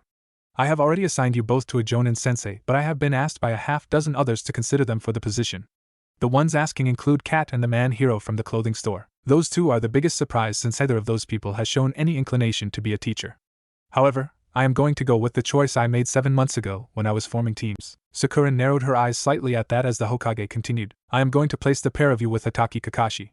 I know he failed you, Sakura, but that team was not the one I had originally intended. Believe it or not, Naruto was supposed to be a part of your team with Uchiha Sasuke. The third member of your team will depend on the outcome of the Chunin exams in 2 weeks. My main concern right now is where to place you. The elite program is where I would normally place both of you, but your mission has left you both with some negative publicity that many daimyos try to avoid when hiring elites. Also, by the same token, neither of you would fit well into the standard military program. You both are showing potential well above that skill level. We need to find a place for you, but the current organizational structure makes it difficult. So I needed to find something outside the current structure. After much thought, I decided to keep doing what I asked of both of you once already. I have decided you will be part of a team that answers directly to the Hokage, much like a junior version of ANBU. Officially, you will be counted among the elites, but your mission assignments will be less public and more military or black ops related ones. You will not be getting those ghastly public relations D-rank missions the rest of the elites get as genin. You would be getting more escort-style missions. You will likely be placed into situations that fall into the gray area when a normal elite team might not be the best choice and an ANBU team would be overkill. A shadow elite. Naruto looked over at Sakura and back to the Hokage. What about our future, old man? People are all talking about the Chunin exams and how that is the best way for a genin to advance in rank. If we are not a part of that, how will we get promoted? Sarutobi smiled at the boy. Your promotion to Chunin would be decided by me alone when you warrant it. You both have the right attitude but lack the practical experience right now. Kat will also be checking up on your training as it progresses. She will also help it along in some areas, especially with Sakura. Naruto looked happy while Sakura thought for a few seconds before speaking. Sir, about Kakashi-san, will he be like he was that time as my Jonin instructor? I mean, he was 3 hours late that one time I took his test. I don't know if that was part of it, but I remember in the academy, Iruka-sensei was saying that being on time was a part of being a ninja. Sarutobi chuckled. He will be on time for anything team-related, Sakura. He has had a few problems in his past that he is still dealing with, but I have stressed to him that he will not be having his lateness tolerated. Will it be just the 3 of us then? Naruto asked. That depends on the Chunin exams, Naruto, the Hokage replied. It depends on how the last potential member does during it. Sakura grinned as she lay back on the roof of Naruto's building. Naruto had the entire building to himself, and she meant to take full advantage of that. A cooler of sodas lay next to the lounge chair, and her bikini was as close to indecent as she dared. The best thing about the location was the height of the building and that it was far from the mountains, so peepers would not get much of a view. Not that there was much to see, she idly thought, but it was the principle of the thing. It had been a week since the extermination of Root. Her first attempt to sunbathe at the local pool had been met with mixed reaction. Too many people had been wary or downright hostile to her the few minutes she had been there. The Sandame's cover story to get Root to pick up Naruto and her had worked a little too well. Lots of civilians and low-ranking ninja actually thought she was dangerous. Sure, she had gone through an intense 6-month course that brought her to the best physical shape of her life. Her chakra was many times what it had been in the academy, and her control was nearly perfect. Her taijutsu and hand weapon skills were ranked at Chunin, but her practical experience was nearly zero. Her ninjutsu was only genin level, but that was due to the basic nature of the jutsu she had been taught. Drop her anywhere with a chance to survive and she would survive. The academy had made low-level warriors out of the elite-level genin they put out. The remedial training had polished that, and made her into a soldier on top of it. Even the brief root training had taught her a lot about how much punishment she could handle physically, and still keep going. But right now was plain and simple Sakura time. Months of full-cover uniforms and being in classrooms 6 days a week had taken its toll on her tan. Her lower face and hands were about the only part of her body that wasn't pale right now. The Hokage had given her and Naruto a week off, and she intended to make the most of it. After the initial problem with the pool, she came over here to see what her teammate was doing with his time off. Going into the building through the open front door had been a shock. The only occupant had been Naruto. In fact, only a dozen or so people lived with 2 blocks of this building. That led to her dragging a lounge chair and a cooler over here to get the sun she wanted. Naruto had not complained too much, but his disagreement was obvious. She told him she wouldn't go into his apartment without his permission, but she was going to make use of his private roof. Naruto had tried to balk, but she hugged him from behind and whispered in his ear, "Please Naruto-kun," in a small voice. He just said okay in a choked voice and ran into his bedroom. She would have apologized for that, but he had been avoiding her for a couple of days now. Something tickled the edge of her perception, and she had rolled off the lounge and gotten into a ready stance in a single motion. A voice called out, "Not bad. I was only there for a few seconds before you noticed me." Sakura turned her head to see Kat sitting on the edge of the roof. Sakura relaxed some and sit back down on the lounge chair. The NBU spoke up, "Since Kakashi is busy with something else, the boss has asked if you and Naruto are willing to do a simple mission for a few hours. You get paid D-rank money to go spar with another genin team since it was a request on your day off and all." The pink-haired girl thought about it for a few seconds. "I'm up for it if Naruto is," she replied. "I was getting bored just laying around by myself." "He hasn't seen you dressed like that, has he?" "I mean, if he sees you dressed like that, he is going to pass out from blood loss. That bikini is smaller than the bra and panties you had on that evening in the classroom." Sakura giggled softly. In spite of all her training, she was still a young teenage girl deep in the middle of puberty. Then she glanced at the sun to guess at the time. He should be over at the obstacle course about now. He still insists on beating the record time on that thing. His trouble isn't the time, it's the penalty seconds he gets doing it. Kat nodded. She had seen the boy missing the record almost daily on her observation assignment. His time would come in just under the record, only to see a few seconds tacked on for not completing every obstacle cleanly. He was not willing to give up those few seconds of speed needed to do it all correctly and come up with the same total score. One way or the other he would learn eventually or get good enough to not get the penalty. Kat also noted Sakura avoiding the question she asked about Naruto seeing her. Something had flashed in the girl's eyes that would need discussing later on. "I'll run home and grab my equipment." "Where are we supposed to meet?" "Head over to the Hokage's office. He should have enough gear since it will be just a sparring session," Kat replied, and then she vanished in a swirl of leaves. Sakura grabbed her clothes and cooler and headed for the stairs. Naruto was sweating as he eyed his nemesis. The genin-level obstacle course was mocking him once again. The Chunin in charge of it was waving Naruto off because a team needed to use the facility. Once again he had failed to break the record. 4 penalty seconds had raised his finish time over the record once more. He hung his head as he stomped over to the staging area to reclaim his gear. "Rough day at the office?" a voice called out. Naruto looked to see Kat waiting next to his equipment. He wondered what was wrong because the old man had given him and Sakura a week off after they took his offer. "The boss asked me to deliver a message since Kakashi is out of the village on a mission. Another team has requested you and Sakura for a sparring session. Since it was on a day off he gave you, it would get you D-rank pay. Sakura already accepted on the proviso that you are up for it." Naruto perked up at spar. He agreed with no further prodding. Sarutobi looked over the desk at his 2 newest operatives. Without their head coverings, the pair looked like a normal genin. Both had apparently gone shopping once more since neither wanted to be wearing the old uniforms from their remedial training classes. The single outfit each had gotten from Hero's shop had been recovered along with their personal gear from the root equipment room. Neither, however, seemed inclined to use it. Naruto had gone to wearing a charcoal gray version of his old orange jumpsuit. The only noticeable difference was the neckline was turtleneck instead of wide open. He wore weapons stashed in various accessible points, and stood relaxed but alert. Sakura switched to black capri-length stretch pants and a slightly loose shirt. An equipment belt was slung around her waist, and kunai pouch strapped to her leg. Fingerless gloves with padded knuckles covered her hands. Her high-top ninja sandals were actually men's sandals in her size. She seemed to like the more heavy-duty construction since a lot of her taijutsu fighting style included a lot of kicks. The ankle supports also had beaded metal plates on sides. Sarutobi could see Kat's hand in her outfit as it is more like one an ANBU female would pick. If the pink-haired girl had chest armor and a mask, she could pass as an operative to an inexperienced genin or civilian. It seems Kat is finding a protege in young Sakura. It might do the girl some good. The aged leader spoke up. Team Asuma has asked for a sparring match with your team. It seems my son wants his team to enter the Chunin exams, and he wanted to see how his team does facing a completely unknown team. He asked for you two because he has been curious about you since running into you both that day on the street. I also wanted to have some idea of how you would do in a fight. Naruto grinned. So it will be a 2-on-3 fight? Yes, Asuma has some idea of what you both can do, and judging by Kat's reports and the bruising you put on each other during your route mission, you both are capable of handling his team easily, Sarutobi said with a small smile. The pair walked over to the training areas along the streets. Many active and retired ninja nodded in greeting to the pair while civilians looked nervous. Both were amazed at how fast they had developed a reputation. Naruto was used to the glares, but the smiles and respect from other ninja was new. Sakura was saddened by the nervous looks but smiled at everyone who greeted her. Sakura did notice that Naruto had nearly caught up to her in height now. She was stuck at just under 5 feet tall for months now. Naruto seemed to have hit a small growth spurt due to the better diet the remedial classes had provided during lunch. At the training fields, they found Team 10 and Asuma waiting for them. Shikamaru was already sizing up the pair. They realized quickly he was the most dangerous one on the other team. They had learned of things to look for, and his eyes were too observant. Ino perked up seeing the pair approach. She had been after Asuma to set this up ever since that night at the restaurant. There was no way that forehead could have gotten that good since they graduated the academy.